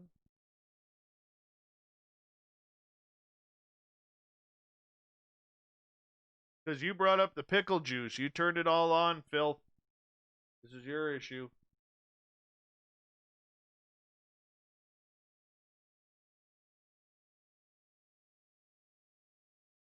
My parents are going to come home and shut this down. Oh. Oh, gosh.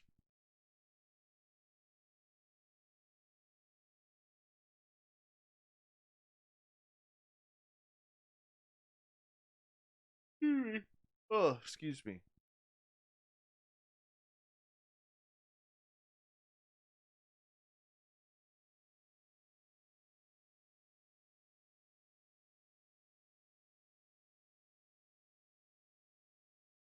That one's done.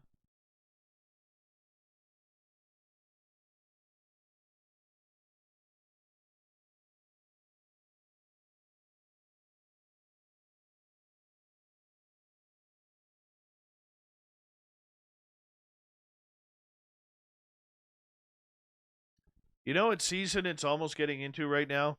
Fireball season. Mm-hmm. I like me some Fireball. I'm actually thinking about doing an experiment with Fireball and snow. I think that would be good. Fireball and snow.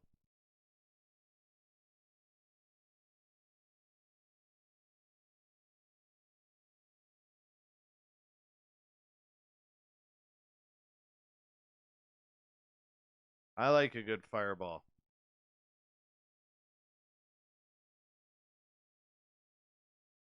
Fireball and root beer is phenomenal, by the way.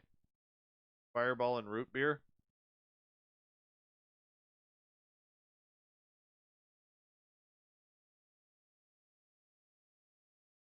Try that.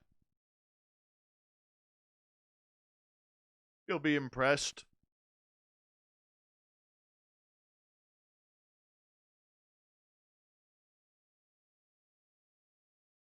Fireball and cream soda is amazing as well. Yes, very much so, Kimberly.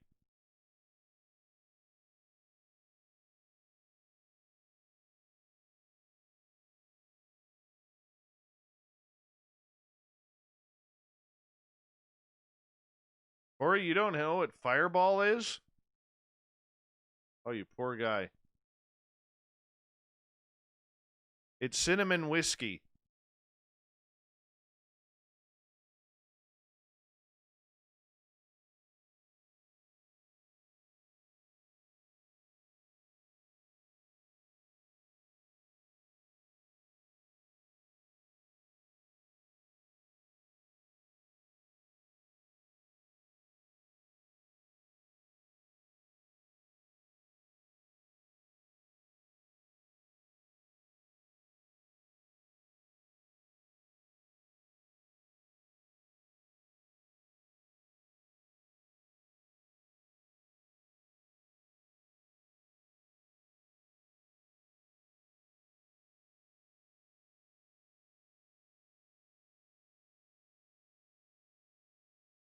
All right, everyone. I'm going to call it the day because I got a long day tomorrow of splitting firewood. And I got to do some computer stuff here, try and get the new store opened up. I don't know if I'm going to be able to get the store on the website tomorrow, but all of our product is going to be on our Facebook page, which is the SOR Vault. I believe if you go to, let me just check it out. If that worked. No. Hold on. That work? Yeah, so if you go to tomorrow, if you go to facebook.com/SOR Vault, we will be having some new swag very, very soon.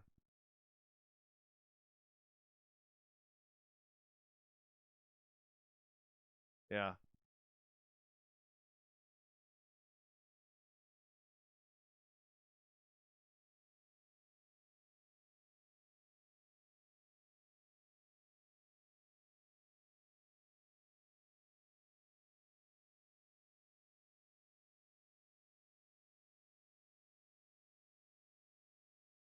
Yeah, that's where it'll be. SOR Vault. Facebook, I should type that in there so you guys can bookmark it.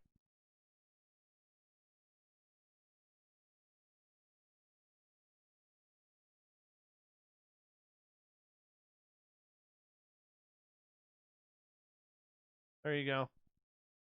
Check it on out. You guys have a good night. We'll see you tomorrow. We're for Science Bob and Friends. And, yeah. Check it on out later, man. Take care. Good night.